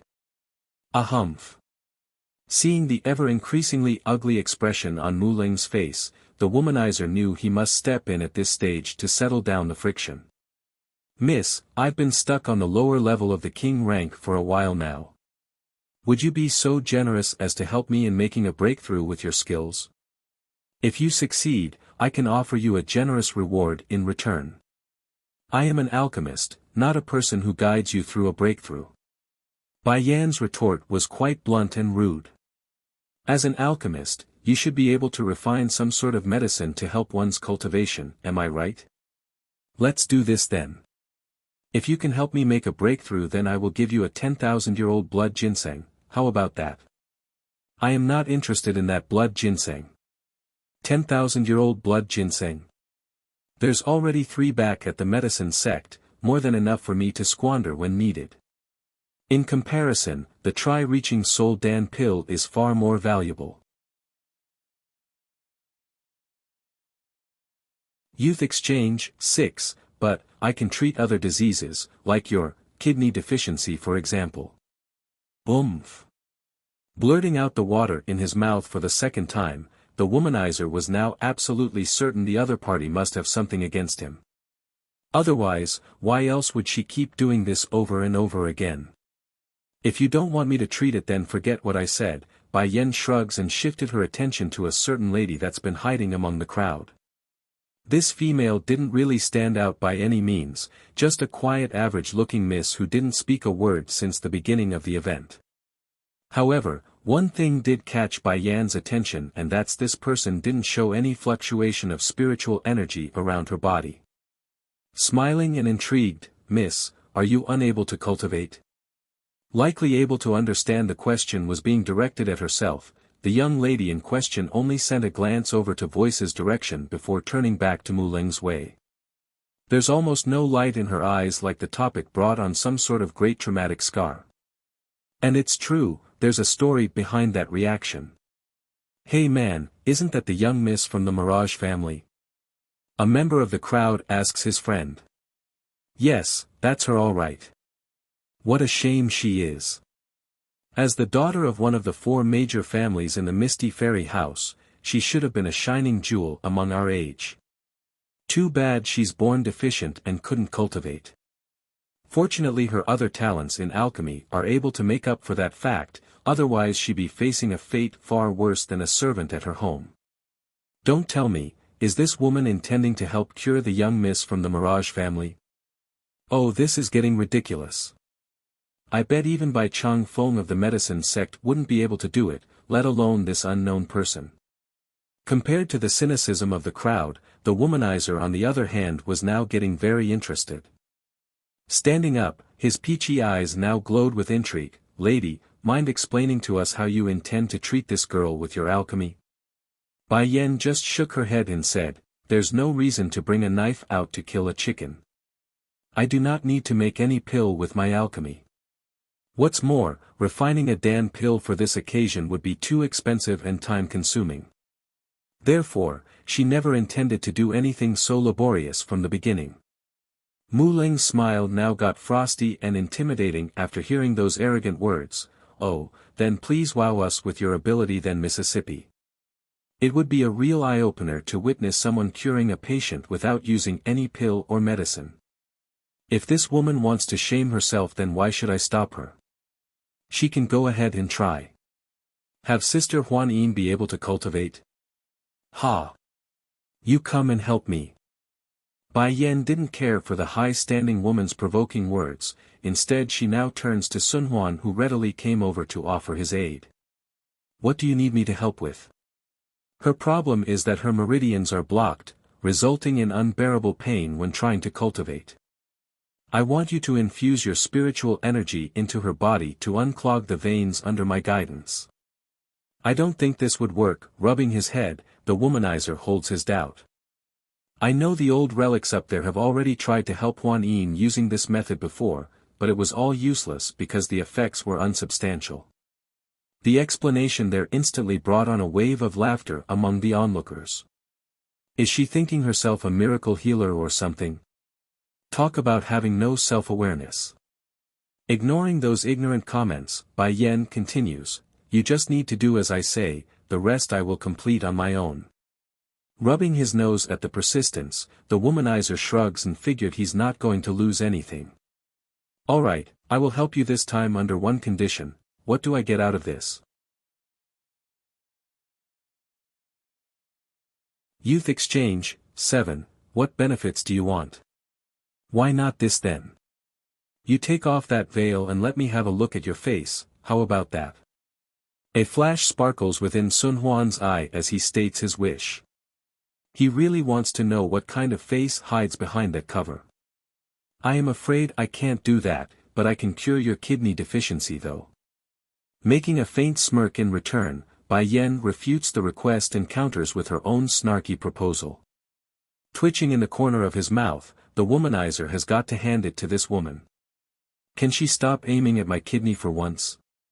In order to not let her go on, he quickly sucks in a deep breath and accepts the deal. "Alright, I will help you." After saying that, he slowly came before the patient that's known as Huan Yin. Placing his hand on the girl's backhand, he does as instructed and pushes his own energy inside. The pain was sharp and fierce. In no time at all, the patient was shaking all over as her lips turned a bleak dead white due to the pain. If you want to step into the path of cultivation, then endure it, this is only your first step. Jerking to attention over that sentence, Huan Yin immediately turned up to look.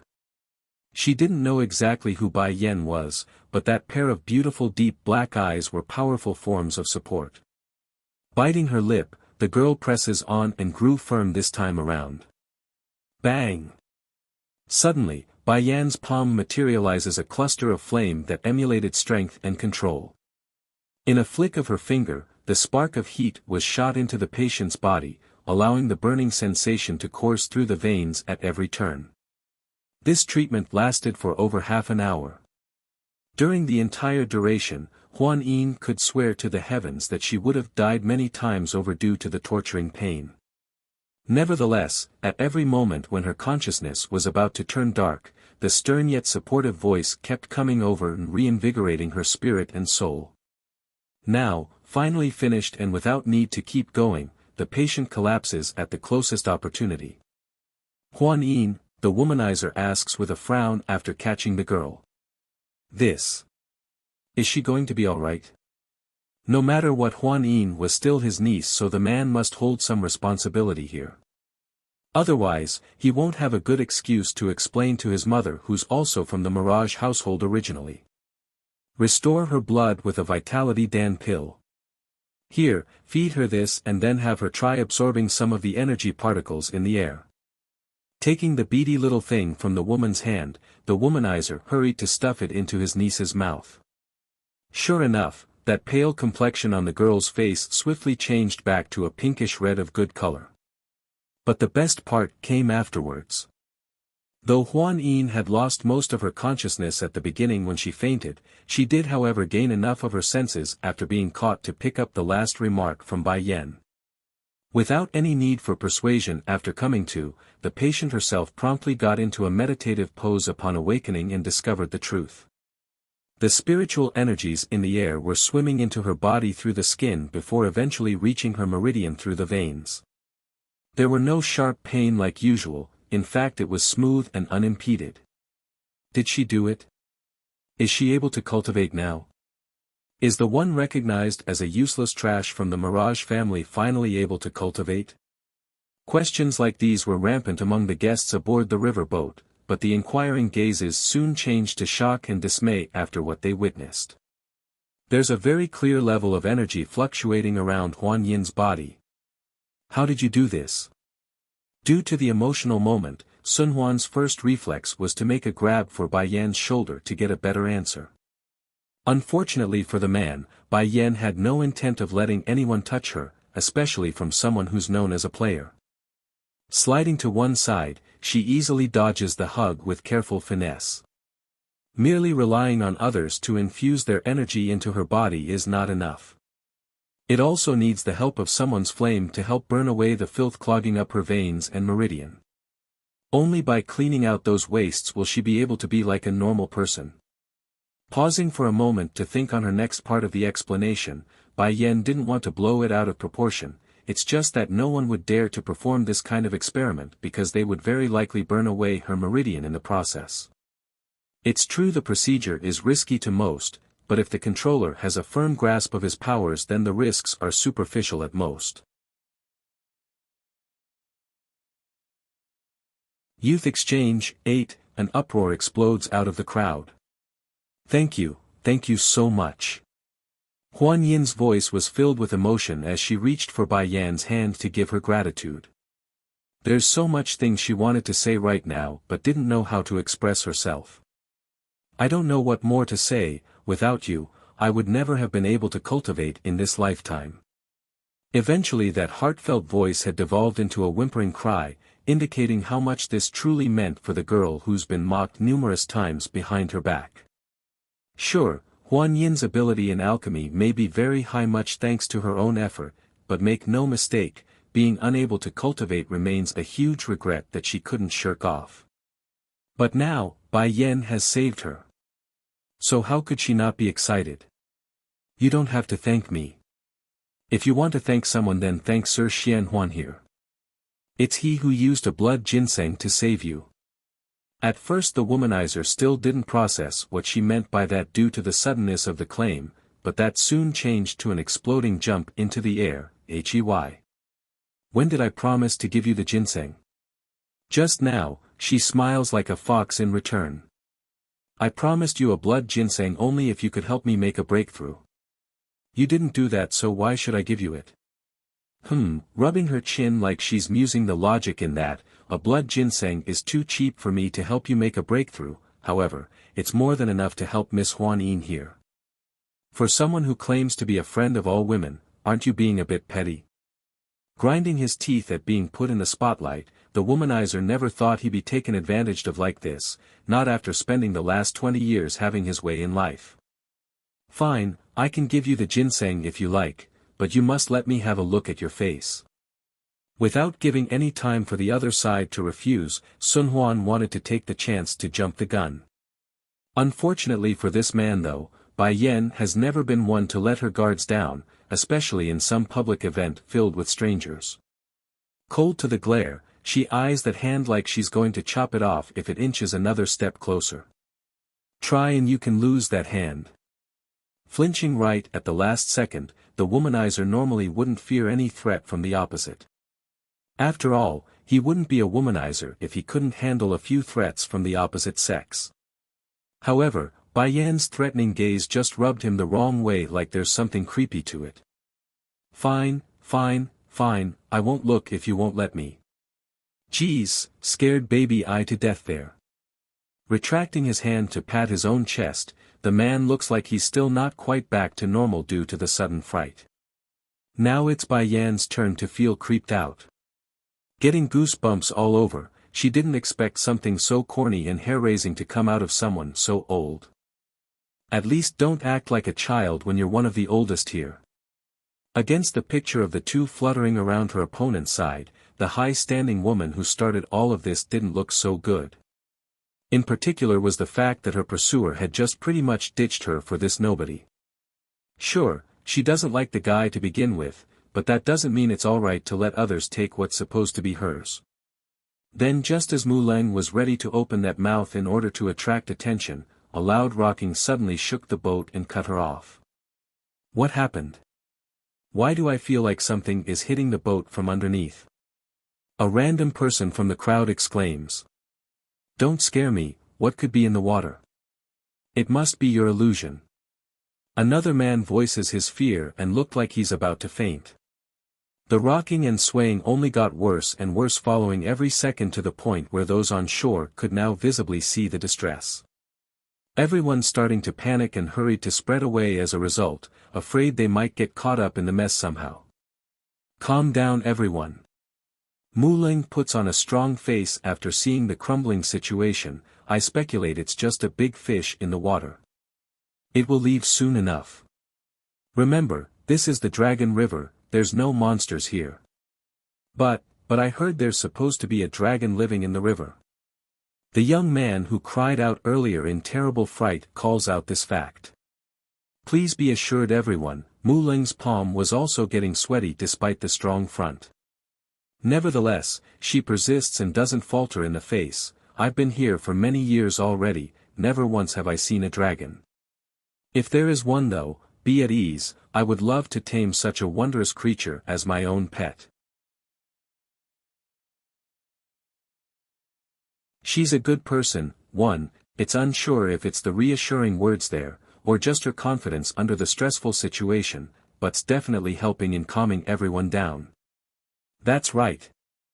With Miss Mu Leng by our side, there's no problem. Everyone can stop worrying. There's no way the creature that's rocking the boat is a dragon. If anything, it's probably just some dumb fish who didn't know its place.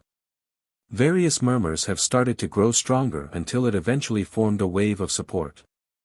Taking this opportunity to ride the tide, the high-standing woman points her attention to Bai Yan's party again. Sister Huan Yin, hurry and come to me. If you stay by my side then I can protect you. As for the womanizer.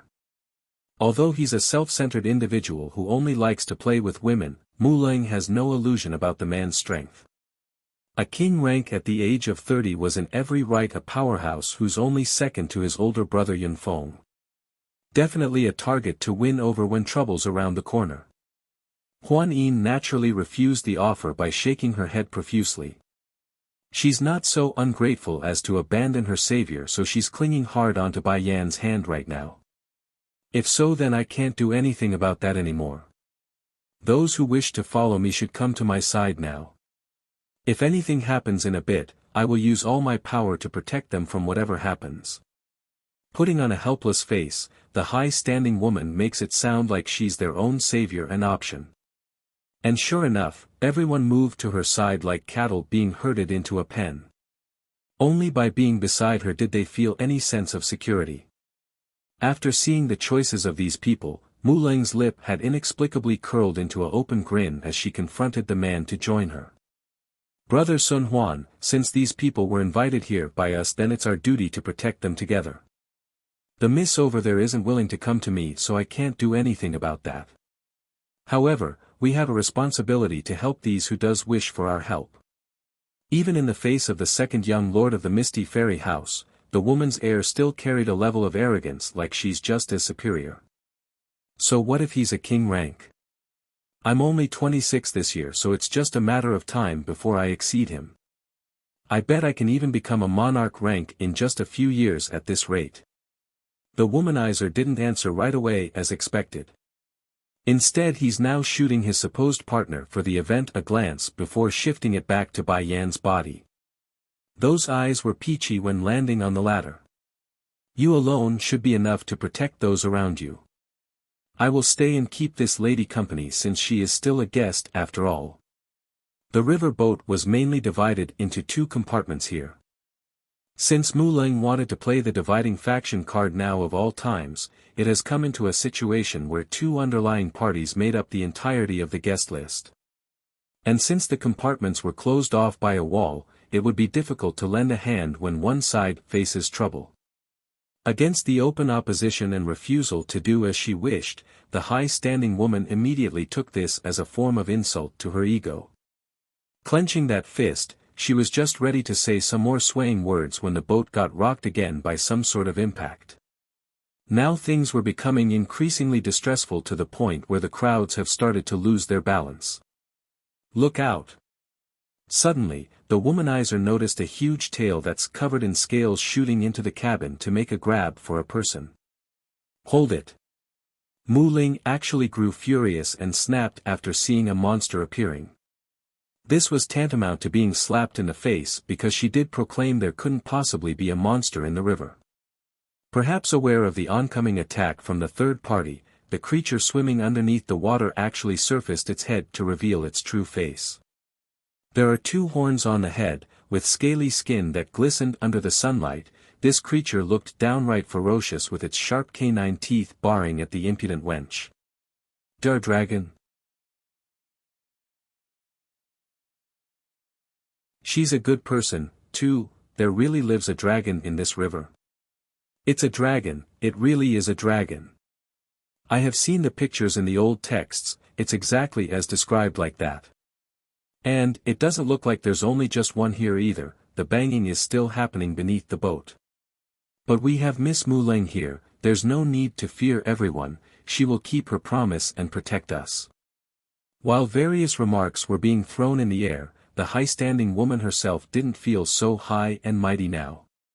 The promises she made earlier were no more than boastful bluffs, there's no way she could take on a real living dragon with her meager skills. Save me. Someone please save me. The one being swept away by the dragon tail screamed for help.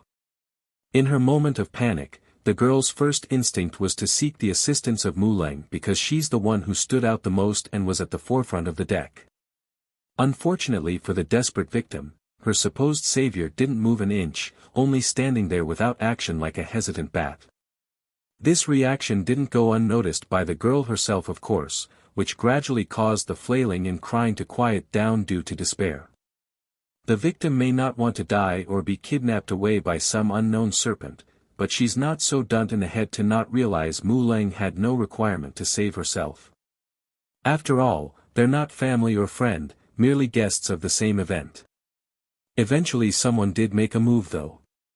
For a womanizer, Sun Huan doesn't disappoint in his title because he couldn't stand the idleness showed by everyone and rushed forward with his fists blaring power. The man may not be the best character around, but he sure knows how to show off his heroic side when it counts. Sadly, a dragon would remain a dragon. In one sweep of its tail after noticing the approaching assailant, the attacker was sent flying from the impact. Sun Huan was sent flying. But he's a lower-level king rank cultivator. If he can't do anything, then who else is going to stop them? Numerous gasps and hisses could be heard from the onlookers who were too afraid to do anything, both from ashore and on the boat. Scram male, I only want girls. The dragon doesn't even flinch and showed a disdainful glare at the womanizer before diving straight into the river. Meanwhile, at the same time, the dragon that's been banging at the boat from beneath the water was also done with its deed. There's now a big hole in the side, allowing the river water to gush into the lower cabins. Ah! The cold water poured into Huan Yin's mouth after she was suddenly caught by another tail that came sweeping in through the hole. She wanted to struggle and break free. Unfortunately, her strength was nowhere being strong enough to resist as the lack of oxygen quickly left her sight blurring away. Am I going to die today? It was so hard for me to be able to cultivate too, but now I'm going to die.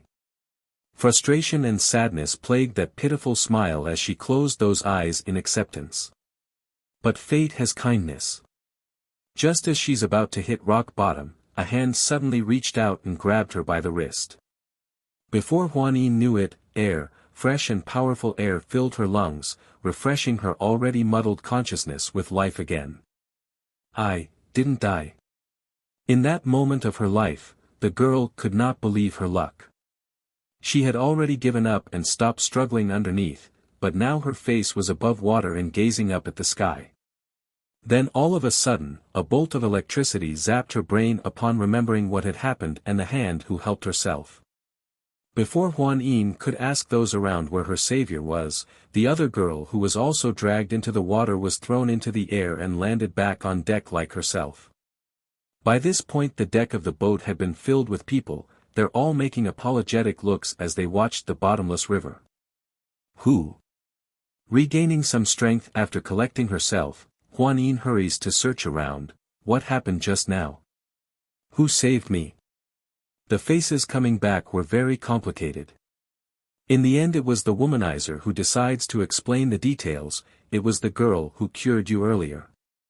Up till now none had even bothered to ask the lady her name, so Yun Huan, womanizer, couldn't even state Bai Yan's name. What? The soaked girl anxiously grabbed onto the man's arm and scanned the area. But where is she? I don't see her. She's a good person. 3. She didn't come out. With a bang, Huan Yin's girl leg crumbled as she felt her body falling to the ground. There's so much pain in her eyes that she felt distraught at being the cause of someone's death. I owe her my life, twice at that too. I will go have the elder council come look for her. This river is far too deep to search with only us here. Clenching his fist hard, the womanizer Sun Huan still couldn't forget the brave image of Bai Yan jumping into the water at a moment's notice. He never thought someone would be so self-denying that they would sacrifice themselves for others. Brother Huan Yin, this wouldn't be appropriate. Mu Ling's wrinkled brow showed she didn't approve of the plan. Your brother's condition isn't very stable recently and the elder council is busy with their own matters. How can they come and save a single person? And, she already entered the bottom of the river, there's no way she could be alive. The implication of those words were too obvious. Quit wasting time and effort because the person's dead. You shut up. The womanizer shoots a harsh glare at the impudent girl with his bloodshot eyes. He's fuming and easily provoked at the moment. At first Mu Ling still didn't know how to react, but that shocked look soon turned to disbelief because it's the first time the man yelled at her. And, it's for a stranger. Mu Ling, I thought you were only a proud-natured person, so I didn't mind that part about you. At least you weren't conceited in my view. But now I've seen the truth. You cowered in fear. I can't fault you for wanting to keep yourself safe. After all, being self-protective is human nature. What I can't accept is you lying to these people who believed in you. If you weren't going to protect them, then why did you promise what you did? Mu Ling's complexion had turned pale at the accusation. She didn't know how to respond to the man's interrogation. Oh Mu Ling, ah Mu Ling, I'm such a fool. To think I had wanted to pursue a woman like you. You're not a proud woman at all, you're nothing but a self-centered fake who knows nothing of kindness and promise. Trembling in the corner of her lips at the last part, the woman wanted to defend herself. Unfortunately for her, she didn't even get to chip in a single word before the conversation was cut off by the first girl who got swept into the water. I saw it clearly. The one who saved me is the lady from before. She's a kind person. To think she would go so far for strangers like us. That whimpering voice was crystal clear so pretty much everyone on deck could hear her. Guilt could be seen across the board in everyone's eye right now. They didn't forget their ridiculing words from earlier despite having no reason to do so. Sir Sun Huan, if the elders aren't willing to take action, then I'm willing to send my family's elites to come help in the search. Me too. We can't sit back and watch when someone like that is in need of help. Meanwhile all of this was occurring above water. Bai Yan on the other hand was busy confronting the two big lizards who caused this whole mess to begin with. In truth, she could have released her son to deal with them using the bloodline pressure at the start. In that case none of this mess would have occurred. However, this was after all not the mainland. If she leaked her son's identity then it wouldn't be good and might even bring danger along their way. So, here they are, out of sight and without anyone to pry into their business. Imagine the two dragons discovering the one they dragged away weren't some pretty damsel in distress, rather it's a ferocious beast that carried an even scarier beast that could make them tremble in great fear. She's a good person, for, High Highness, the dragon struggles to speak under that pressuring aura. We really didn't know you were here, please forgive us for being uninformed. Don't be fooled by that cute little appearance of the fox there wagging its tail. The amount of pressure the kids exuding towards the two were crushing, downright torturing. Furthermore, there's also another unknown source of energy that the dragons couldn't quite get right somewhere. I'm going to only ask you one question. Bai Yan arches her brow, why are you pulling those human women into the water? The lizards didn't answer right away. Exchanging a look with each other, they seemed to be conflicted on whether to answer or not. Son, seeing the unwillingness of the two, the woman makes a faint smirk and urged her boy to go forward. It seems they won't talk, so you can go ahead and do it. Rubbing that paw together like a devious and sly fox that he was, Bai Shichen readily walked towards the dragons like a predator facing its prey. Every step he took, the two would feel the pressure increasing twofold, leaving their heads unable to even get off the ground at this stage. I will speak. The gold dragon was the first to give in from the pressure. Shaking with great fear, it's because of our family's mistress. She's injured and needs the blood of human women to stabilize her condition. But because of her unwillingness to harm a human, her injury's been getting worse over the years till it's become life-threatening at this stage. Talk about poor planning and pure bad luck. If they knew by simply coming out for a trip would send them bumping heads into the royal family, then they would never do something this stupid. I beg you, please let us go. Mistress only has us around her, there's no other dragons living here. We can't die, or at least until our mistress meets the one whom she's waiting for. Pleading here was the other silver dragon. He's also the one who swept the girl called Huan Yin from underneath the boat after breaking a hole in the ship. Take me to see that mistress of yours. After a minute of contemplation, Bai Yan orders after finishing her decision. In truth, she's been sensing a familiar vibe around here ever since she stepped onto the riverbed. It's just that she couldn't quite pinpoint where it's coming from. The silver dragon grew hesitant due to being taken aback by the demand. However, his brother the gold dragon didn't have any issue with this and easily nodded that head. Okay, I will take you to see my mistress. As members of the demon race, these two shouldn't have any enmity against the mistress. Following from behind, Bai Yan eventually found herself coming before a luxurious-looking palace underneath the water. As the two lizards stated, there doesn't seem to be any other dragons living around these parts or inside the structure for that matter. So, their trip was rather uneventful without any resistance or interference. Bang! But just when they're about to reach a certain bedroom that's clearly reserved for the owner, the door was suddenly blown right open. Immediately, a beautiful woman wearing a long green dress had rushed out of there and turned to scan her surroundings with anxious light. Seconds later, her eyes eventually fell upon Bai Yan's face, who had long removed the veil during their trip over. There's the initial confusion at first, then that soon changed to excitement and overflowing joy. "You are the one I'm waiting for." Bai Yan's heart shuddered with shock at the question. Staring right back at the woman who seemed oddly familiar, she asked with uncertainty, "You were waiting for me?" "Yes, I have been dreaming of this day since my birth." Not being polite, the dragon lady strode forward in careful delight as her happiness melted away the sickly color on that face. "That dream had a voice. It always told me she would come for me. Whether it be 1 year or a decade, she would come back for me." She's a good person. 5. So, I have been waiting all this time. I never lost hope that the one I'm waiting for would join me eventually. The woman with the green dress stumbles to a halt, her face showing hope and surprise when reaching out with that hand to touch Bai Yan's face. "I could sense it when you approached the palace. You are the one, the person I've been waiting all this time in the past century. What is your name?" Bai Yan's hands were slightly shaking when reaching up to meet the other side's. There's so much emotion flowing in those pupils that words are in no way enough to describe them. "Tsing Yi, my name is Tsing Yi. I thought I wouldn't make it with my injuries, but now I could finally meet you." Upon thinking of how close she came to not meeting Bai Yan, a trickle of tear would come rolling down the corner of the dragoness's eye. "Tsing Yi."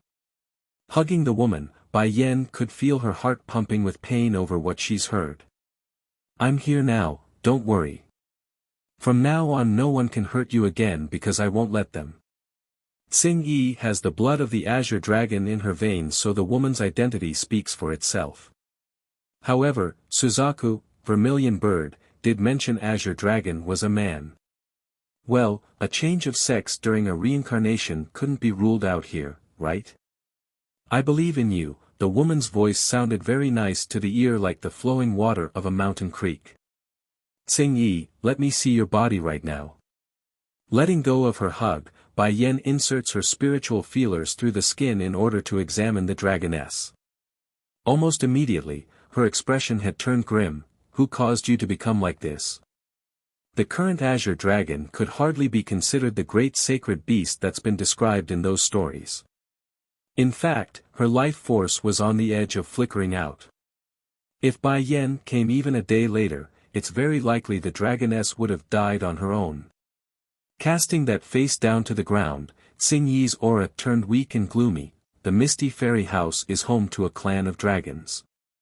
Because of how well we are hidden from the world, the humans have never bothered us. Without interruption, Bai Yan quietly listens in on the story. 100 years ago, my clan had an infighting and my father was imprisoned as a result of the traitors among our ranks. They not only stole my father's position as chief, they also framed me, claiming I colluded with a human man and kidnapped my own father. Ha, it's funny they would say that honestly.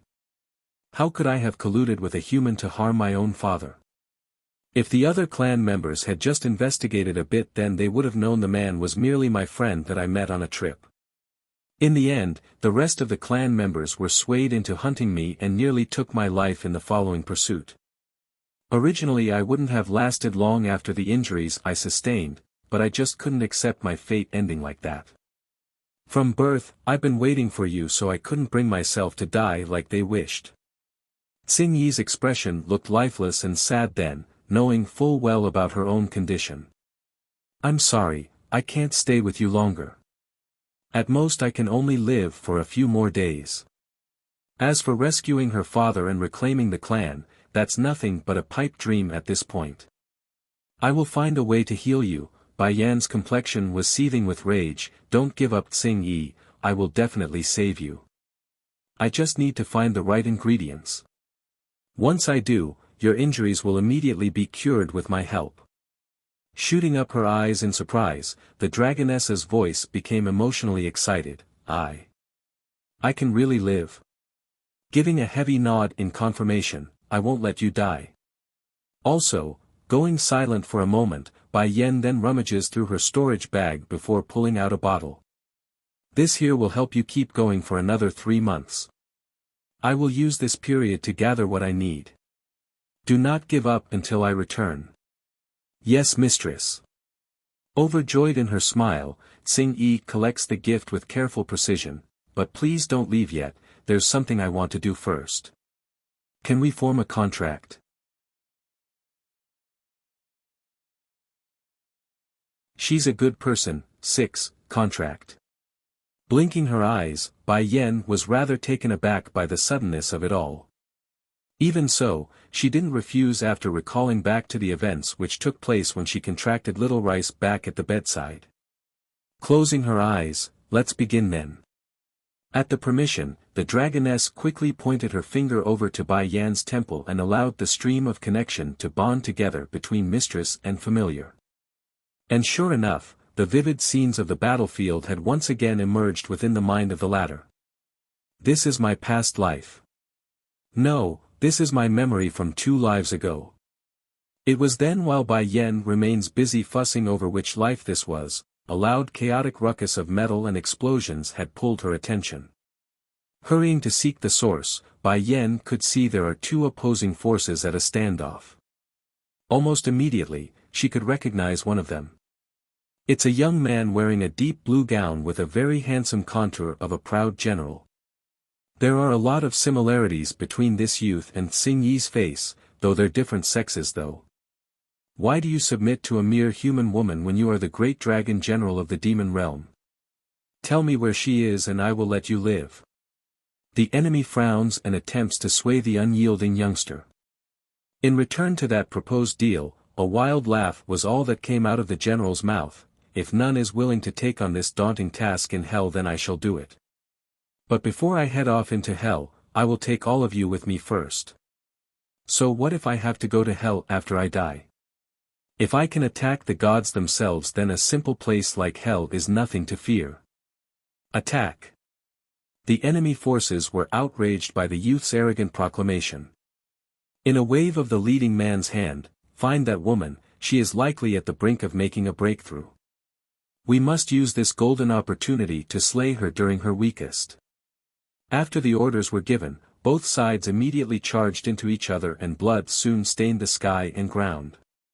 Though the youth's side came out with a victory in the end, he's nevertheless severely injured with blood soaking into his gown.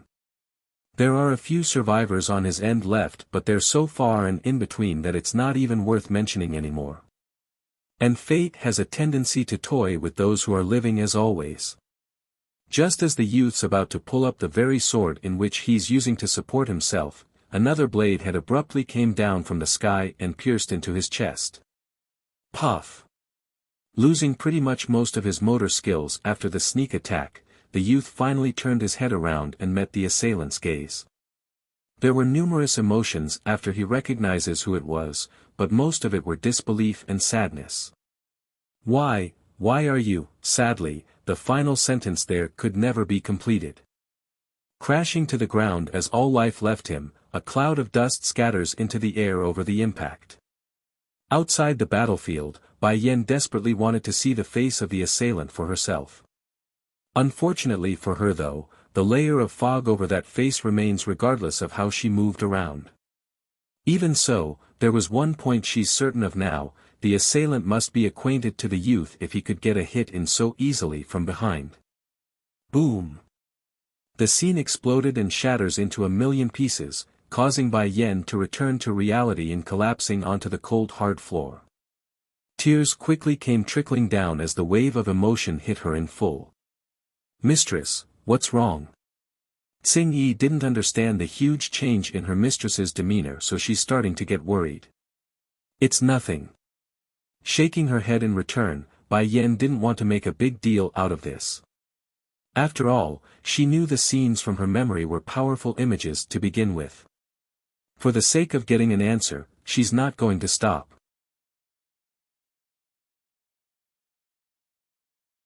She's a good person. 7. Tsing-yi, you are seriously injured now, so stay here and care for yourself until I finish refining the medicine. I will come back for you. Let Goldie and Silvery follow you then. The dragoness offers the help after a moment of silence. No, they are better suited to protect you. Besides, I already have a little guardian with me, there's no need for another too. Bai Yen then proceeded to pat the little fox in her arms to indicate her son would be the little protector. It getting late, I should leave now. As adamant as Tsing-yi was of this idea, she knew her mistress wouldn't stay forever in the Dragon River. Then let them escort you at least, she purses her lip and offered again. This time Bai Yen didn't refuse and answered with a nod, when I have time, I will come see you. Boo-hoo. The whimpering from the little fox meant that he's also of that idea because he could come play with the new friend whenever he's bored. Goldie and Silvery were now both standing in attendance on both sides as they prepared to leave. The two are quite fast-witted actually. Since their mistress has become this lady's familiar, their attitude got extremely respectful with a lot of flattery tones in there during the trip back. Unfortunately for them though, Bai Yen has never been one to take bootlickers very well, so it only became a bother.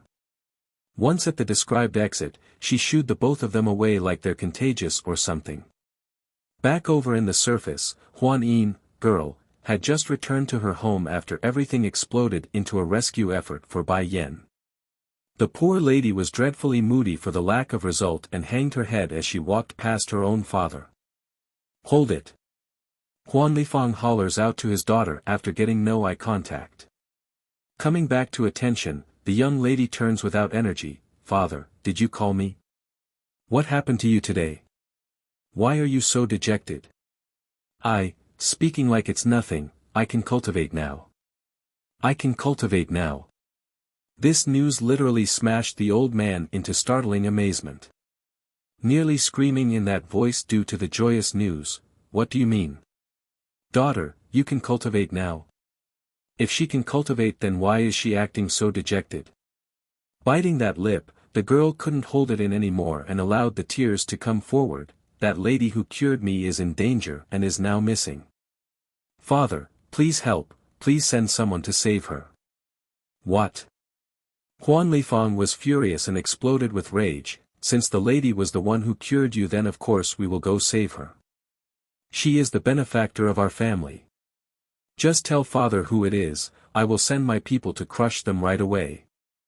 And, she not only healed me, she also saved my life.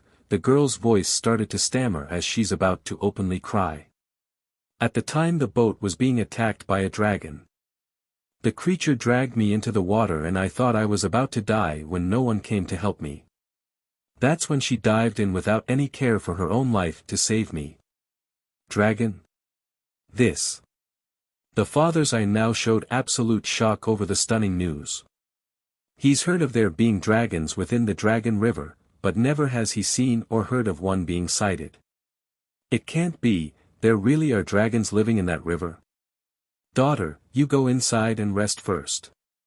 I will call the higher-ups of the family and hold a meeting. Don't worry, we will definitely find her even if it's just a corpse. The girl only fell into danger for the sake of Huan Yin. We mustn't be ungrateful and just stand by to watch. Despite the promise from her old man, the dejected girl's mood remains as moody as ever. She knows, by this point the likelihood of survival was thin. Even if they do locate Bai Yen, then it would be as a dead body and nothing more. Meanwhile, at the same time over at the chief's residence, the womanizer Sun Huan had just arrived at his own home too when he started screaming out for help. Mother, father, hurry and come help. Someone needs saving.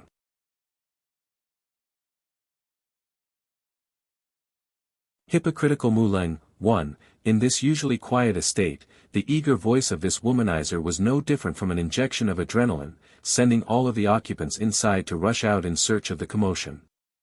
What happened, Sun Huan? Jun Tianyu, wife, asks her son after seeing that urgent demeanor. Mother, he firmly grabs onto that arm, hurry and go call everyone, just now my friend's been dragged away by a dragon living under the Dragon River. Wah!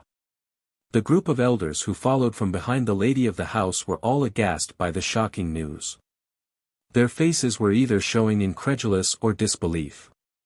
Dragon? The Dragon River is really home to a dragon?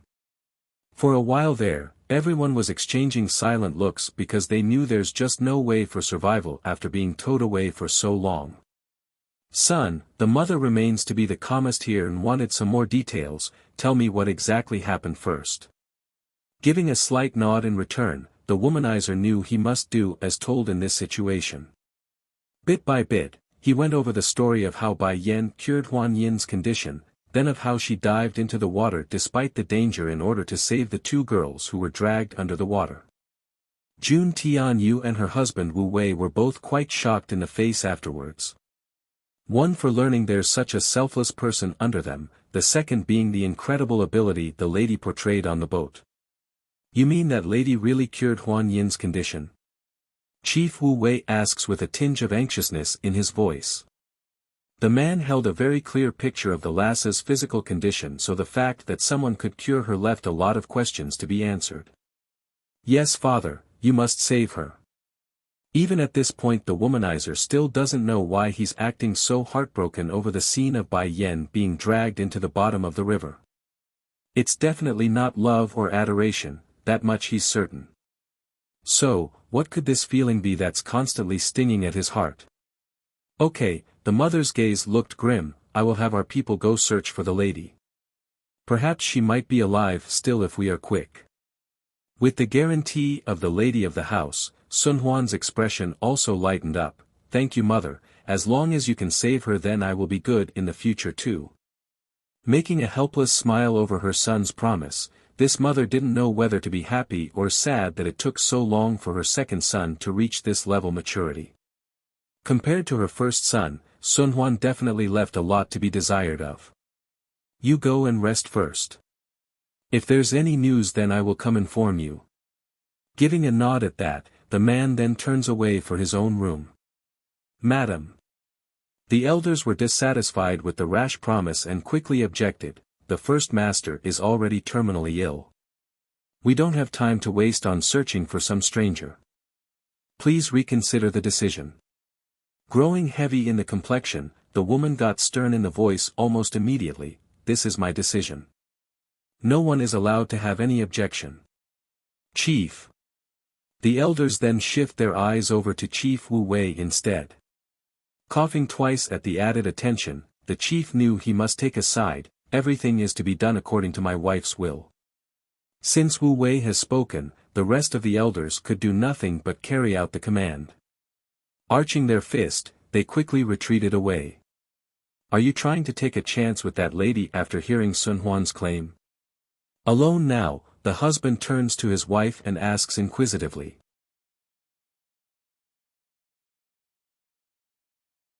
Hypocritical Muleng, 2, Jun Tianyu, wife, gives a faint nod. Yes, if she can cure Huan Yin, girl, then her ability must be quite good.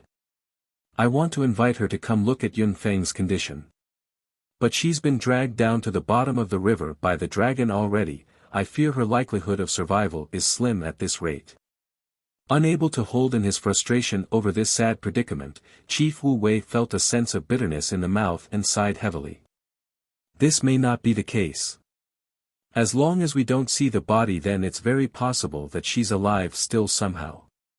Even if the hope was slim, or just a flicker, this mother wasn't going to give up for the ask of her son. Inside the misty fairy house, all four major powers are ablaze with activity, causing the Dragon River to be entrenched with heavy security as a result of their search. And due to Bai Yan's need to hurry back, the girl was oblivious to the commotion her presence has caused for everyone. Nevertheless, her goal was achieved and the brother Shifus she newly recognized didn't realize she had snuck out. Shifus, did something happen today? Bai Yan asks after seeing the gloomy expression on the two that night. It's not a big deal or anything, you only need to focus on your training. Delighted now, the older Zhongnan spoke first. Oh yes, what is your level? We want to test and see your results. I think, my breakthrough will happen very soon. There were flashes of light in both brothers' iris after hearing that. This is wonderful news. The girl's talent is indeed great, to think her breakthrough would happen so soon. A humph, the younger Zhongbei makes an embarrassed cough over his brother's lack of control. Patting the woman's shoulder, Lassie, I didn't misread you at all, your talent is by far the best we've come across in years. Aside from the young lord of our misty fairy house, there is only one other by the name of Mu Leng who could be called an absolute genius like you. Pausing at this point, he seems to be contemplating on what to say next. It's a shame that you started late. Don't worry though. With our help and the pace you're going now, it's not out of expectation for you to break into the higher level of king rank before 30. Towards that claim, the little fox in Bai Yan's arm immediately made a furrowed face like he's looking down at Zhongbei. Mother is already at the monarch rank yet he's saying king rank. Humph, that is so 3 years ago. Bai Xiachen murmurs this in the head, holding the old grandpa in contempt for the blindness. Though Zhongbei himself doesn't speak fox, he's still quite taken aback by the demeanor of that little rascal's attitude when he glanced down. Why do I feel like this baby fox looking at me funny? Disciple, Zhongnan, older, suddenly remembers something and made a frown. In the coming days I don't want you going out. Why? I just heard that in the river not far from here appeared a dragon and that someone's been hurt as a result of their attack. If you must go out then you must bring someone with you at least. Zhongnan's tone was very serious in there. It wasn't easy for him to take in such a satisfactory disciple after so many years. So, if the dragons hurt her then where would he complain to? Freezing in the hand, Bai Yan ended up twitching in the corner of her mouth. I understand. It seems that Goldie and Silvery caused quite the commotion today. I must remind Xing Yi after this so they don't butt heads during this period.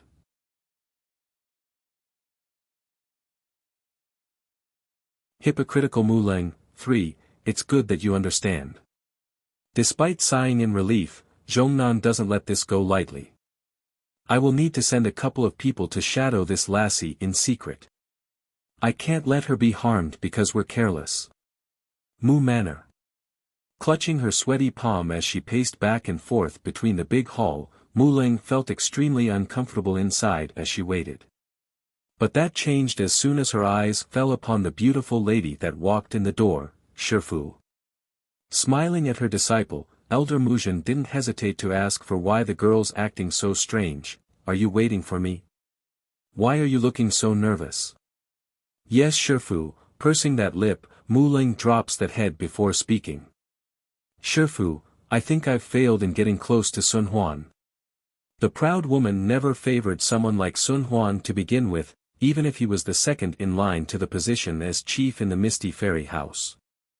So why did she go and seduce that womanizer?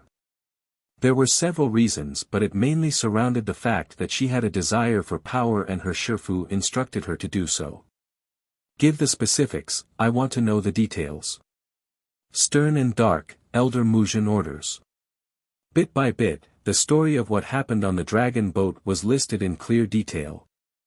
Regarding the event that afternoon, the white-haired beauty has long heard of it before returning home, just that she didn't know her disciple had made such a huge blunder where not only does her reputation would take a huge hit and plummet, she also lost the favor of the second young lord in the Misty Fairy House. Langer, do you know where you went wrong? Muzhen sighs at her disciple's carelessness. It's your boasting. Even if you didn't want to save those people, you shouldn't have promised anything. With Sun Huan's personality, he will definitely be dissatisfied you after learning the truth. Getting on her knees now, the proud girl now started to weep. Shifu, please help me, I can't fall like this after working so hard. Going silent, the old beauty didn't speak for the longest time. Go to the Mirage family's place and apologize to them. Though Huan Yin is only a relative of the chief's wife, the girl is highly favored by her aunt. In addition, Muzhen's gaze now turned sharp and fierce. you must marry Sun Huan at all cost. Now Mu Ling was absolutely shaking in her body after hearing her Shifu's final order. I understand. She only intended to string the man along at first when she originally got the order to seduce the person. Now it's obvious her Shifu intends to marry her off for real this time. So, how could she accept this ending? First of all, her own talent far exceeds that womanizer. Though their level still doesn't stand on the same level yet, but the age difference says it all. It's just a matter of time before she surpasses everyone. If nothing else, go back to your room for now. Mujin waves her hand, signaling her student to leave. Yes, Shifu. Closing those eyes, the girl hides the unwillingness in there and retreated as told. Leaving the main hall, Mu Ling begrudgingly bypassed several of the long corridors before eventually reaching a familiar courtyard. But before she could reach the doorway for her own room, a guard had walked in from the side to make a report. Miss, I have uncovered the matters you ordered us to investigate. Well, her brow arching into a glare, she sounded cold and intimidating. Who was it? Who was that woman who stole my limelight? She is the Ho family's daughter called Ho Chui Chui, but, when I went to confront the lady, she informed us that she didn't attend the event for various reasons and sold the invite slip to someone else. Who did she sell to? Mu Ling's expression was now getting hard and dangerous.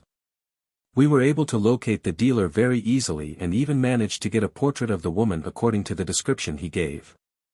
Miss, please have a look.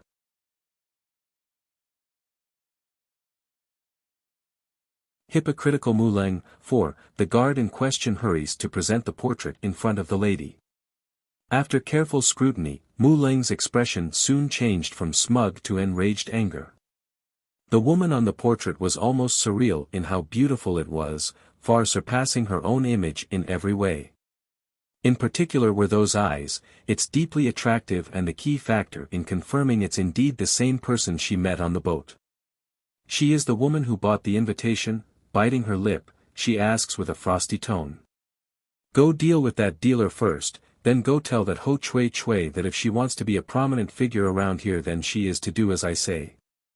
From this point forward Ho Chui Chui is the woman in this portrait, the very same person who saved Huan Yin. If her people could follow the trail and investigate up to this point then it's a surety that Sun Huan and everyone else would as well. By using Ho Chui Chui to impersonate this unknown woman, Mu Ling could use this to her advantage. After all, no one saw Bai Yan's true face thanks to the facial veil she wore. As for the air and temperament, that's easily solvable with time and training. Yes, milady. Getting the order, the guard promptly retreated away to carry out his task. Heaving a long sigh after seeing she's alone finally, Mu Ling was just about to put the portrait away when the door to her place was pushed open again. In a panic, she hurried to hide the scroll behind her back and away from the newcomer's prying eye. Shifu, are you looking for me? Wrinkling that temple, the old beauty arches her brow inquisitively. What is that hidden behind you? The girl's demeanor appeared somewhat edgy. It's not that she doesn't believe her Shifu or anything. It's just that there are some things better left untold whenever possible. Darkening in the face upon getting no answer from her disciple, the old beauty decides to take matter into her own hands. In a wave, the portrait being hidden was promptly snatched away. Shifu! Mu Ling exclaims in great fright at seeing the scroll being unfolded. While the young girl herself only wanted to hide the picture, Mujin on the other hand showed a much bigger reaction than expected. It's as if a ghost had just appeared from the depths of hell and wanted to strangle this old lady. That's how pale the woman looked at this moment. Langner, where did you get this portrait from? Mujin's lip trembles as she spoke. It was actually so bad that even her hands were having a hard time keeping the scroll in check and almost dropped it on several occasions. Though Mu Ling herself doesn't know what's gotten into her Shifu right now, it doesn't stop her from giving the details. You mean, the woman in this picture is that very same lady? Mujin's eye flashed meaningfully. Yes Shifu, that's her right there. Good, very good. Remember, do not let anyone else see this portrait again. Returning the scroll to her disciple, Muzhen herself felt relieved for some unknown reason. Yes, that woman is dead, she couldn't possibly be alive. Thinking of this, the old beauty's mood immediately let up. Evoking a snarling smirk, since that woman is the one who saved Huan Yin, then she mustn't be allowed to live. From now on forward, I will try to muddle the search effort. As to Huan Yin's side, Langer, you will need to count on yourself to do your half. I understand, Shifu. Although Mu Ling didn't know the specifics yet regarding the search effort, she did understand enough that there's no possible way the woman could have survived after being eaten by a dragon. Oh yes, Muzhen's gaze narrowed into a slit, your plan will need to be adjusted to the situation. Even if the temperament is similar, it's useless. What's really important is the body shape, after all, that Sun Huan is no fool when it comes to the opposite sex. He's sharper than anyone in the Misty Fairy House when recognizing a female's body.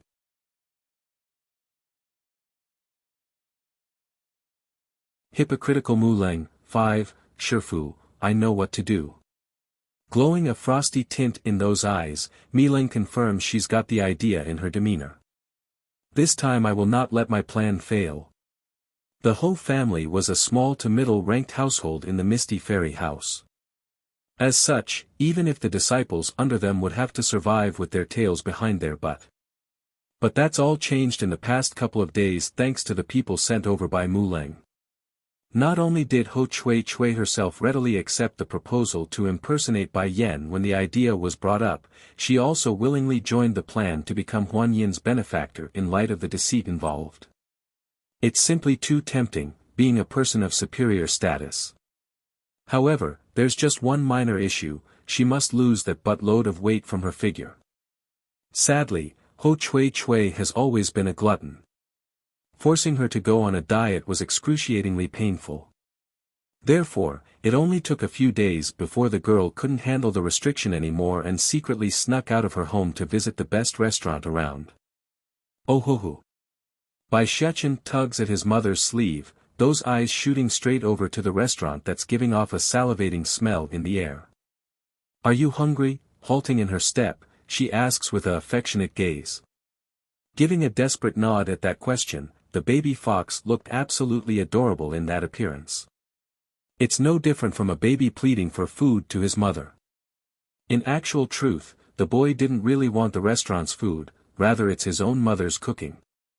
Sadly, he's too afraid of them being snatched away by those two new shifas when they get a whiff of the smell. As such, he could only endure for now and turn to this restaurant. If you are hungry then let's go inside and rest. Bai Yan's naturally aware of the two shadows tailing her since the day of the conversation, therefore she's not in the position to go inform Tsing Yi of what she knew right now. But no matter, passing on a message could be left solely to Goldie and Silvery since they are under no restriction. The main urgency still remains with locating Dragony and the Bloodvine seeds.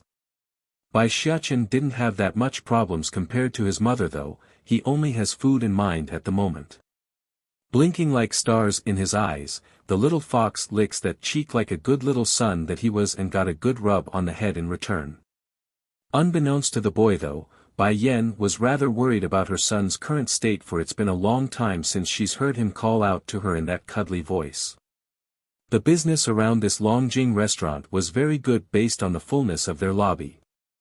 Maybe it's just luck at play today but Bai Yan and her son were able to get a table as soon as they entered thanks to a couple leaving at the same time.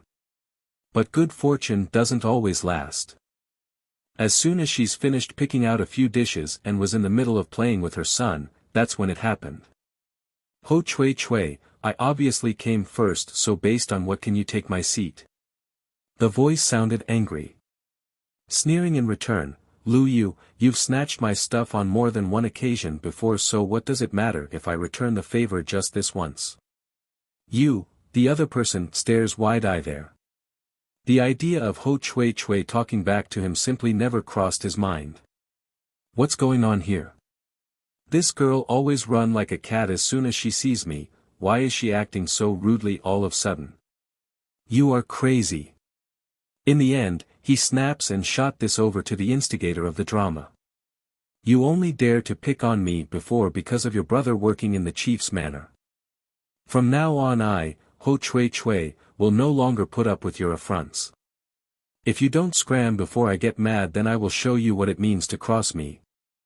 After giving this threat, the chubby girl then picks up the leftover dishes and threw it all over in Lu Yu's direction.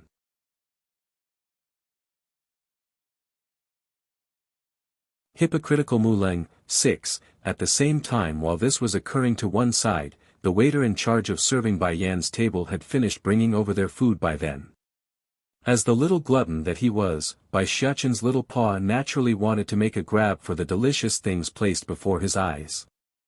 Sadly, the flying leftovers from the troubling fight had come splashing over and ruining all of the dishes in their spot. Bai Yan's first reaction was a dark face of disbelief while her son just froze there with his paw still reaching out. It's simply too ridiculous and out of the blue that both were unable to react aside from the kid leaking out a bead of tear from having his much-anticipated food being squandered away by someone else. It's unsure when, but a large crowd of people had gathered around the middle of the lobby of this restaurant by now, all of them attracted by the commotion. You want to splash me with the leftovers? Lu Yu grinds his molar over the insult. Not backing down, Ho Chui Chui completely flips the table this time and sent every dish nearby flying into the air. As a result of this, Bai Yan and her son were now fully in range of the oncoming splatters of meat and vegetables. If not for the woman herself moving fast and dodging in time, it's very likely the mother and son duo would be covered in food from the second shower. Enraged at this point, Bai Xiaoqin completely puffs up his fur over the utter destruction of his meal and made a direct dash for the chubby girl's stomach. No forgiveness. Ah! Ho Chui Chui never expected an attack from another assailant, let alone a tiny critter from some random direction. Therefore, she immediately faltered to the ground after taking several steps backward from the impact. Her eyes were furious upon noticing it's a nothing but a baby fox who assaulted herself. You damn beast, how dare you charge at me? I will skin you this instant and make a coat out of you. But before the chubby girl could carry out her wretched plan, a pair of delicate hands had reached over to pull the still fuming fox into a protective embrace. What did you just say about skinning whose fox? The voice and glare was dreadfully cold, sending a wave of frost down anyone's spine upon contact. In this moment, Ho Chui Chui actually found herself in a state of panic under that threatening gaze. She didn't know why, but it's just very frightening, like it's coming from within and not from over there. Nevertheless, the arrogance within this one seems to be bigger than anything else, even fear itself. In no time at all, her pompous attitude had returned. Is this little fox yours? The chubby girl purses her lip, flustered still despite having the courage to speak. Indifferent in the face, Bai Yan didn't answer the person. I won't ask you to apologize to me, but you will have to sell me that fox. Regardless of how stupid this chubby wench was, she's not blind to the fact that she's alone here. Against so many pairs of witnessing eyes, the only outcome would be her loss at this rate, hence the compromise. Now Bai Yan's gaze was getting extremely intimidating after hearing someone's outrageous demand of trying to buy her own son. In an instant, an oppressive and domineering aura had swelled out of her body like Di Tsang usually does, making her the female version of a demon lord. Why don't I use a copper coin and buy you instead? It just so happens that my baby fox here needs a waist cleaner. That instantly warranted a protest from Bai Xiaoqin at his mother. But I don't leave dung at random, mother. And I most certainly don't need a waist cleaner like that ugly one there. Compared to the protesting chirps of the baby fox, Ho Chui Chui on the other hand was obviously stunned beyond belief. How dare this woman try to buy me for his fox as a waist cleaner? What's more, only for a copper coin. Do you know who I am? A thin layer of anger now covers the chubby girl's face as she spoke. In the future I will be someone who enters the chief's manor. You actually have the nerve to compare me with a fox. Do you think that beast is worthy of me? Not going to waste time arguing with the fool across from herself, Bai Yan had already come before the foe. Indeed, You are not worthy of being my fox's cleaner.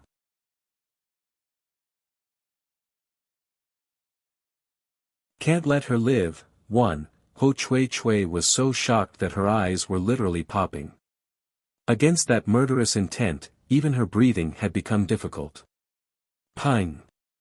Bypassing whatever guard or defense the chubby girl had, Bai Yan uses her toe to kick the other side's kneecap, causing the foe to fall to the ground in a kneeling position as a result of the pressure.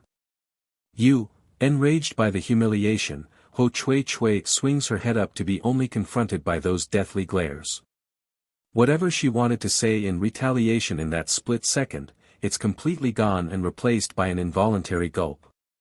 The whole restaurant was deathly quiet as a result of the sudden move. This woman, she's too brutal. A slight disagreement and she's already beating someone.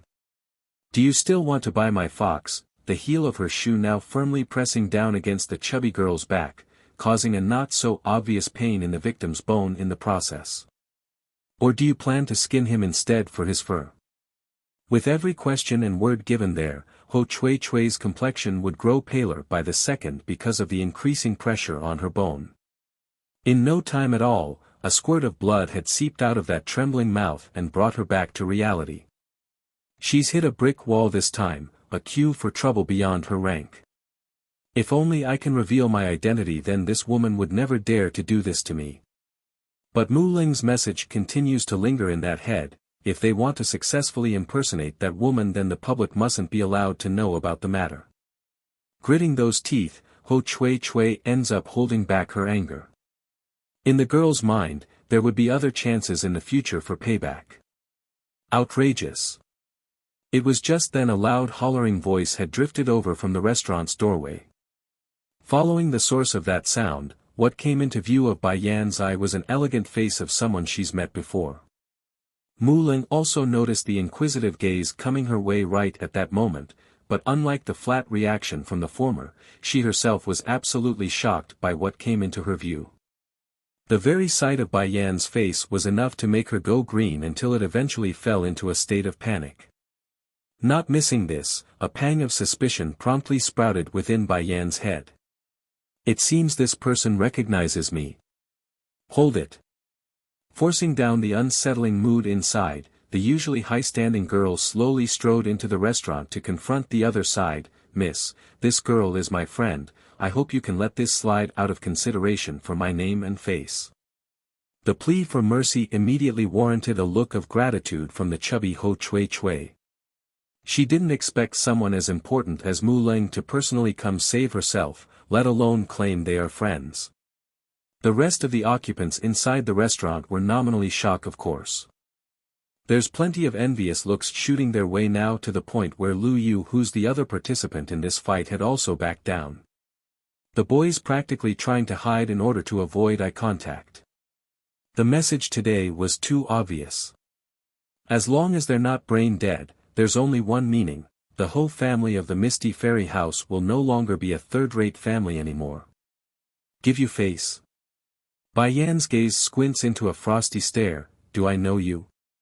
That last part of questioning definitely brought on a new wave of unease within Mu Ling's heart.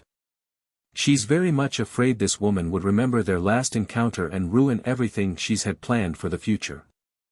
Nevertheless, the will to continue with this farce wins out in the end. We are not acquainted. If we are not acquainted, then why should I give you face?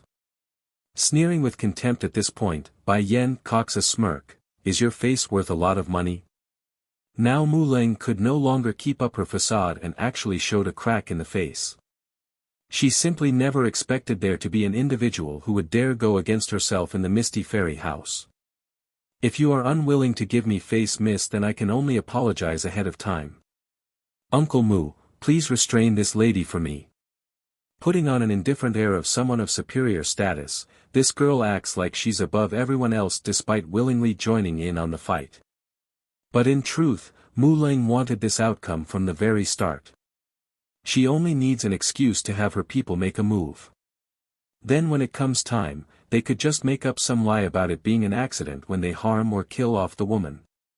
Yes, miss. Upon giving the confirming word, an old figure suddenly snakes out from behind the crowd and shot for Bai Yan's neck using his hand as an arching arrow, reaching to pierce through the skin and the main arteries.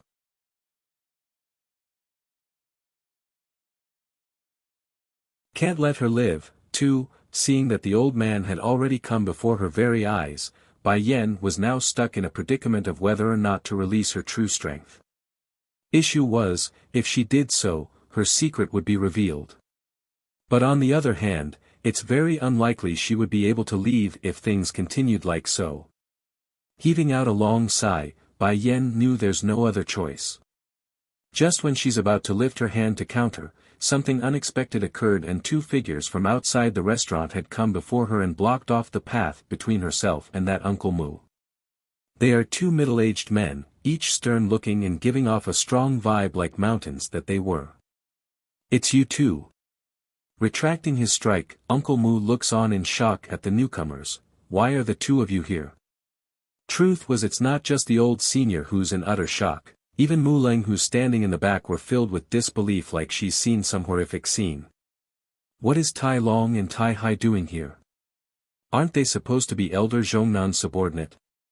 Miss Bai Yan here is the apprentice of both Elder Zhongnan and Zhongbei, hence our presence. We've been tasked to protect the lady. If you insist on attacking her, then it would be considered an act of war against the two elder manors. Uncle Mu's expression promptly changed for the worse over the threat. Even among the elders, there are differing ranks based on their experience and contribution. Though Zhongnan and Zanbai's aren't very high up the ladder, they're still elders of the council.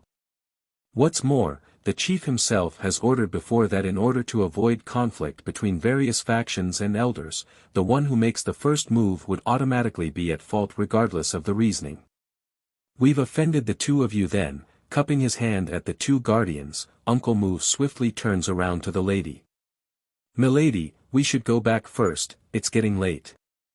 In other words, this matter needs to be reconsidered until further discussion and that it's not urgent to slay the woman today. Nodding in return, knowing full well what the senior meant, all right, we will leave for today. Ho Chui Chui, you come with me. But before the chubby lady could finish climbing up from the floor, the struggling body abruptly froze there in mid-struggle. Who said you are allowed to go? The sudden voice from behind was devilishly scary to the level where she's now instinctively obeying to save her life. Sweating right down to her palm, the pale-faced girl rigidly answered back, then what do you want me to do? Not bothering to reply to that question, Bai Yan decides to use action to tell everyone what she wanted. In a smooth grab for the other's collar, she directly picks up the flailing girl who's downright screaming now and throws her right out of the restaurant and onto the main street. This will be the one and only lesson to you. If you try to hit on my family's fox again, then I won't just throw you out of a restaurant. Patting her hands together to remove some of the dust, Bai Yan then returns her attention back to her son, who's still quite irritated by the whole mess. Since today's lunch is already ruined, why don't we go home and I will cook you some dishes instead? Lighting up in the eyes as expected, Bai Xiachen nodded his head profusely in agreement. Honestly, that licking tongue was all the answer he needed to give to show his mother he's very happy with the suggestion. Let's go then. Under the astonishing gazes of everyone, Bai Yan ignores the looks and proudly walked out of the restaurant with her son in arm. And it's unsure if it's intentional or not, but when she came out of the doorway, her feet had ended stepping over Ho Chui Chui's body, who was still sprawled all over the ground from the painful toss. The foolish girl was spinning in the head to begin with, now to be trampled again in her injured state, it's almost enough to completely knock her out for good after she sprayed out a mouthful of blood. But the angriest person here wasn't the beaten victim though, it's Mu Leng, who's been completely ignored to the sideline. In light of the silence she's showing off to the public, those shaking fists were the biggest giveaway of how irritated she truly was inside. This woman must die. I will never let her live. Thinking up to here, Mu Leng's dark personality promptly takes over and returns her back to the old self of deceit and pretense. Slowly coming before the chubby girl, if you can still move then get up, I have something to say to you.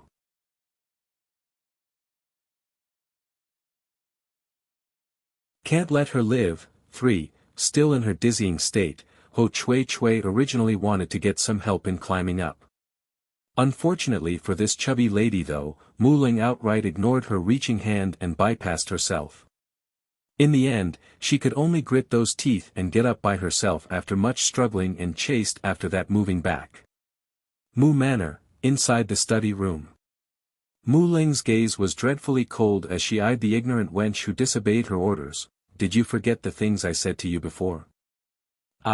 Cowering with her head hanging low, Ho Chui Chui makes a heavy gulp before defending herself. I've been starving myself for the past few days, I really can't hold myself back any longer. Pine. Slamming the table with her hand, Mu Ling snaps at the fool. Do you want to be a person of status or what? Do you want to be that Huan Yin's benefactor?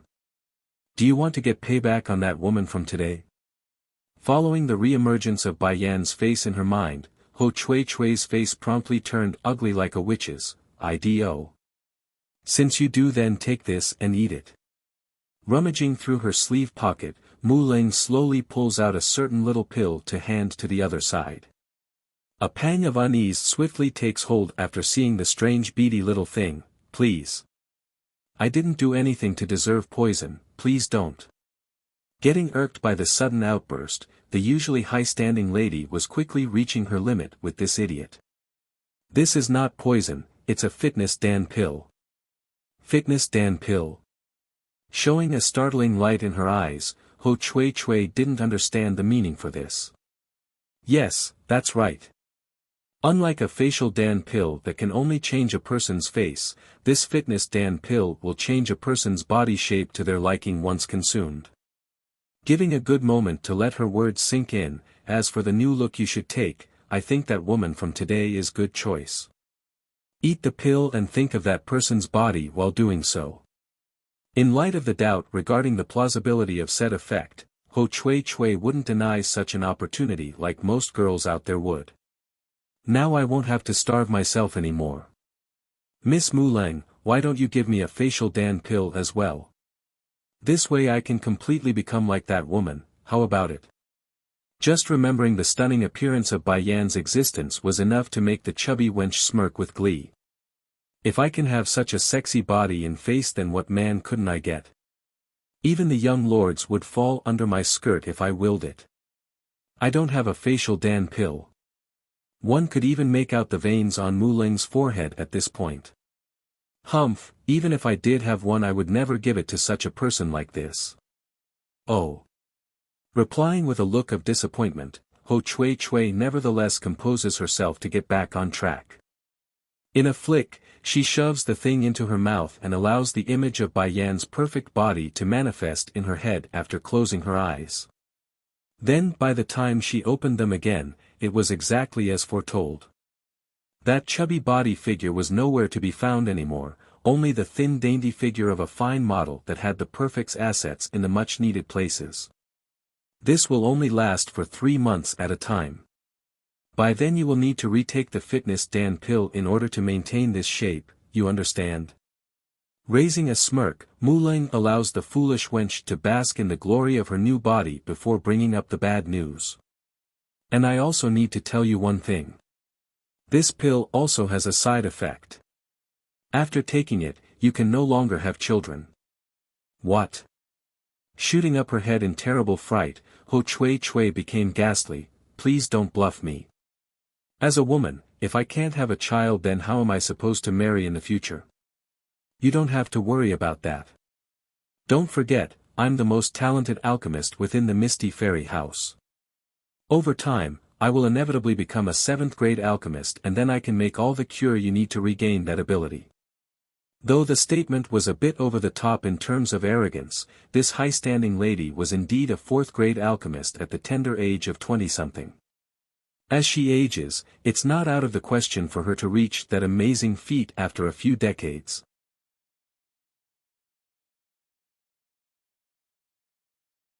Can't let her live, for, really. Ho Chui Chui sounded hesitant nevertheless. But upon recognition of how talented Mu Ling was, she stuffed her doubt back inside at the end. Miss Mu Ling, I hope you won't forget me when you reach the 7th grade. Rest assured, I'm a person who keeps my promises and would never go back on my words. Now I'm going to first send you to the Dragon River for our plans to work, and do not ever forget the words I said to you. The appearance of Ho Chui Chui naturally couldn't be introduced by herself, otherwise that womanizer Sun Huan would definitely begin suspecting of something. Inside the study room of the Mu Manor. Elder Muzhen was just in the middle of going through her books when a voice from the outside interrupted her work. Though a bit annoyed, the old beauty summoned the individual anyways. Come in. Elder. The person was Uncle Mu, who was charged with following Mu Ling today to the restaurant. I inadvertently discovered something today while protecting the young miss. What's the matter? She frowns and paid closer attention. I've learned of Zhongnan and Zhongbei taking in a new disciple. A shocked look instantly takes over the old beauty's eye. Growing stern and cold now, those two old-timers actually took in a disciple. I thought after all these years they would be disheartened and have given up on life. Elder, should I send our people to assassinate the girl? A gleam of murderous intent twinkles within the old man's eye, indicating he's not beyond such dirty methods. The Misty Fairy House may not allow confrontation between its members, but that doesn't mean there aren't other methods under the table where they could take charge. For example, the slaying of the two brothers' first disciple was exactly such a case. In the end, Zhongnan and Zhongbei didn't even know their precious apprentice was murdered by someone else and only assumed it was an accident.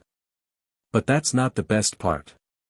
As a result of that order from way back, the once leading figures, Zhongnan and Zhongbei, of the Elder Council has now fallen from grace and could only stand at the bottom of the ladder, unable to move forward again because of their idle cultivation.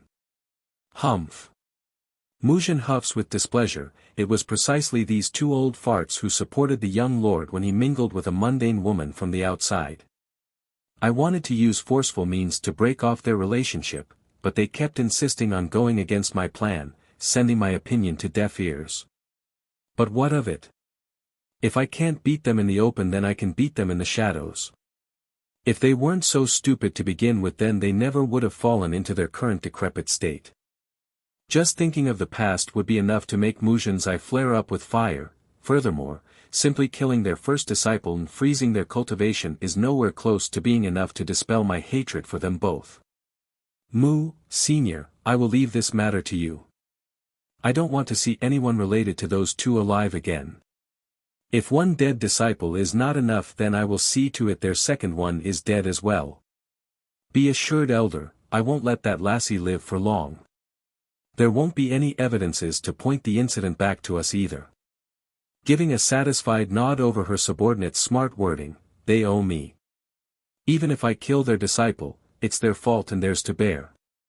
That girl from back then is nothing but a mundane. How can she deserve the young lord's love?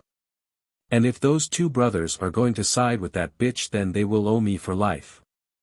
If going by the inhabitants of the Misty Fairy House, the residences here could not compete with the mainland in terms of number, of course. However, the amount of land they controlled and occupied definitely matches up on that end. It's just that. For any family with a certain level of status, they would most certainly control a mountain range that connects to the main mansion regardless of it being thousands of meters long.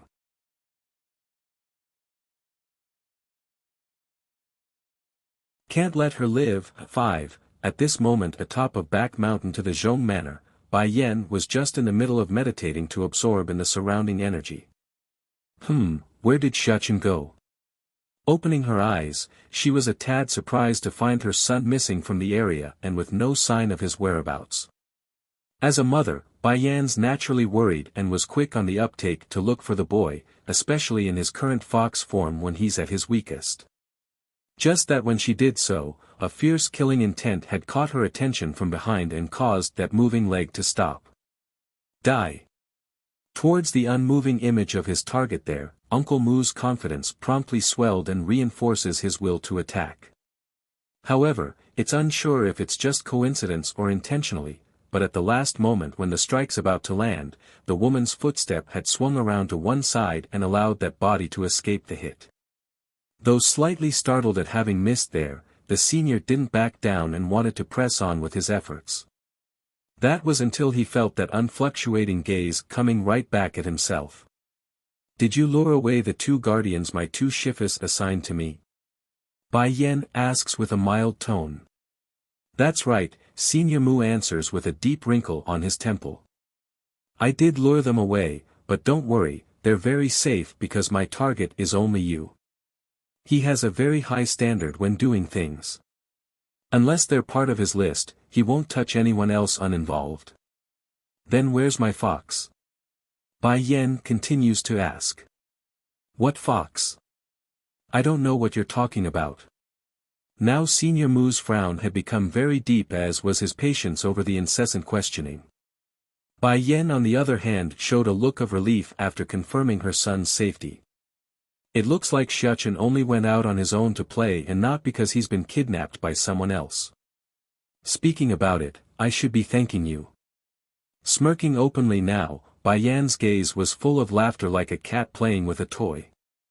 "What?" The old man seems shocked, unsure of what to make of the other side's meaning. "I'm thanking you for removing everyone away that could be a hindrance, this way I can act without worry." Now that smile on her face didn't seem so friendly anymore, it's downright dangerous and threatening as she firmly strode towards the assassin. Meanwhile, at the same time, her true strength as a monarch-ranked cultivator was in full bloom, leveling the ground with her pressuring aura and turning the sky gray. "You're a monarch rank?" Utterly shocked by this quick turn of events, Senior Mu could feel his heart pounding. Though the Misty Fairy House was considered to be one of the three major powers of this world, they are still within the realms of reason. As such, any monarch rank would be considered a powerhouse here regardless of their nature and would most certainly warrant an invite from the acting chief to join the Elder Council. Run! Pumping with adrenaline, that's the first thought that came to this old-timer's mind as he made a hard dash for the mountains. "You know too many things already, so don't even think about leaving." The voice was like the devil's, drifting into Senior Mu's ear and reinforcing the fear inside his heart. "But if you tell me who ordered you to come kill me, then I might just leave your body intact afterwards." For those who want her life, Bai Yan has never been one to hold back. "I would never tell you." The elder viciously yells back the reply while still fleeing for his life. "Is that so?" Not minding this at all, Bai Yan's hand casually raises up to take aim at her target. Next second a burst of flame ignites out of the blue and enshrouds the elder's body, causing immense pain in the process.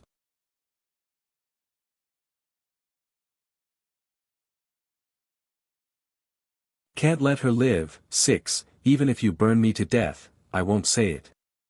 Bloodshot in his eyes, Senior Mu refuses to budge despite imminent death. "Then so be it." Not minding this at all, Bai Yan carries out her words by following through with the threat. Bang! Turning her fist in a mountainous wave of energy, the crushing blow instantly turns the stubborn old fool into mush, killing him with no chance at life in doing so. "Oops, I think I just went overboard there." Rubbing that nose of hers in embarrassment, Bai Yan shamefully strode towards the remaining corpse of the foe in order to salvage the situation. Senior Mu's last moment before death definitely didn't feel good, the pain was sharp and crushing. Even so, at least the process was quick and left him free to move on to the afterworld. Or that's what he thought until he felt a sharp intense pain ripping at his soul. And sure enough, by the time he's managed to adapt to the sunlight in front of himself again, the man was horrified to discover the terrible truth: Bai Yan was indeed tearing at his soul and ripping it from his corpse. This could no longer be considered a simple act of fear, it's downright torture. He's always thought that after a person's death, their soul would automatically break away from the flesh, but now he's being grabbed and ripped away by a human hand. "Now are you going to tell me who instructed you, or do I have to take further measures to make you talk?" Gripping the soul firmly in place with one hand, Bai Yan slowly moves a ball of blue flame with the other to reaffirm her threat. Monster. This was the only description he could use to describe Bai Yan's existence at the moment. This woman is a monster. No, she's more frightening than a monster, she's a devil. I will speak. When the soul's about to make contact with that eerie-looking flame, the senior's last ounce of stubbornness had finally crumbled. I will tell you everything, just keep that fire away from me. If it was just material pain then he could still bear it, but it's one soul, his soul. It's not common knowledge, but as someone who's from the Misty Fairy House, Senior Mu understands that damaging a soul meant the pain would manifest by several folds and more depending on the method. If you had obeyed from the beginning then none of this would need to happen, you know. All smiles there, Bai Yen squints those foxy eyes to show her mischievous side. In light of the mesmerizing face in front of himself, Senior Mu only found the woman's appearance all the more frightening. In fact, the more she smiled, the more his heart trembled. If I had known her strength would be like this then I would never have resisted. The one who sent me to kill you wasn't Mu Leng. It's her Shifu Elder Muzhen. Muzhen? Slightly wrinkling her brow over the name, do we have a grudge or something, why would she send an assassin after me? No, you and her do not have a grudge, it's Zhongnan and Zhongbei. She has a grudge against the two brothers, that's why she sent me to kill you in order to get back at them. Pausing a bit, Senior Mu had to take a short moment to come to terms with revealing the biggest secret. Muzhen admires the young lord, that's why she's jealous of that mundane girl who could get the young lord's love. Now this came as quite the surprise for Bai Yen after hearing this explosive news. But isn't Muzhen older than the young lord? If I remember correctly, that woman could even be the guy's mother based on her age group. She's never been much of a discriminatory when it came to one's age difference, after all, there are plenty of couples out there who are dozens of years apart.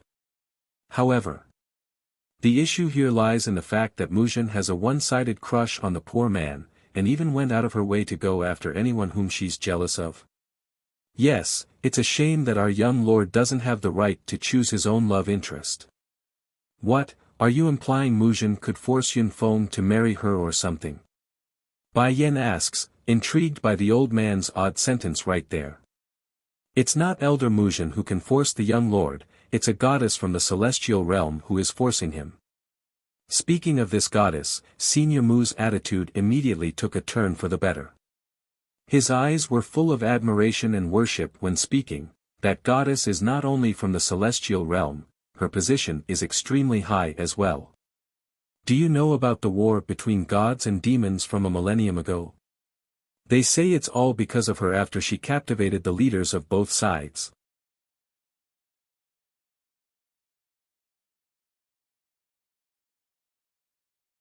Can't let her live. 7. Bai Yan's complexion had gone dark over the claim. The demon lord. Does he mean Ditsung? But then who would be the leader of the gods? All of a sudden, her mind remembers back to the battlefield where she dreamed of an encounter with that white dashing figure. Can it be, the white figure from there is their leader? But what does this goddess have to do with the great war between gods and demons? Now that's something you don't know. This goddess isn't only the mistress of the four sacred beasts, she's also the woman whom the demon lord and celestial lord fancied. But unlike the two men, the goddess herself only wanted an ordinary life with a regular man, that's how she encountered our young lord and fancied him. Bai Yen became stupefied on the spot. Immediately, a chill spreads across her body and causing that gaze to grow sharp. The mistress of the four sacred beasts. How funny, according to Suzaku's telling, the four sacred beasts have always been my people. Did I just get someone impersonating me? And the reason for all this nonsense is to rob a man? Perhaps able to sense the frosty air exuding out of Bai Yan's dreaded face too, Senior Mu's soul shrank into a tight ball out of fear right then. Did I say something wrong? Go on, keep speaking. Pursing her lip, she urges the old man to continue. Seeing his captor having no intention of instilling her fury upon him, the senior issues an immediate sigh of relief. Because of that reasoning, the chief wanted to bring the young lord back from his travels. To complete the task, Elder Muzhen was then ordered with the mission to go in place of the chief. That's where she learned of the mundane female getting into a relationship with the young lord. Naturally Muzhen wanted to break the relationship off by proposing drastic means to everyone, but Zhongnan and Zhongbei objected to the idea and blocked it off along with the chief's consent. So that's the reason why Muzhen is filled with hatred for my two shifas. Drooping her eyes, a lamenting light flickers within Bai Yan's pupil over the silly reason for the enmity. Of course that's not the only reason, it's what came afterwards that enraged her. The chief knew his son well, so he grew suspicious of Muzhen's story. To confirm the truth, he sent Zhongnan afterwards to bring back the young lord. The act alone was considered to be an insult, hence the bitter resentment. When the story reached up to this part, Bai Yan's lip had undoubtedly curved into a smirk, for she could already guess what's to come, and according to Muzhen's personality and character, she didn't stop, did she? Of course not. The elder sent her own people in secret and assassinated the girl in question. Afterwards she just coined up a fake story saying the girl ran off to marry another mundane due to her falling into temptation. The only reason the lie even worked in the first place was because that person didn't reveal her background, so Zhongnans had no way to locate the mentioned female in the story. Senior Mu's seen firsthand how cruel Bai Yan could be, so he didn't leave anything out from the incident from years ago. Though the old man himself didn't participate in the mission, he's still a close confidant, so many details are privy to his ear. But it's also because of this reason that he didn't realize something was very wrong. For example, the woman in front of himself right now had a very strong resemblance to the girl from back then.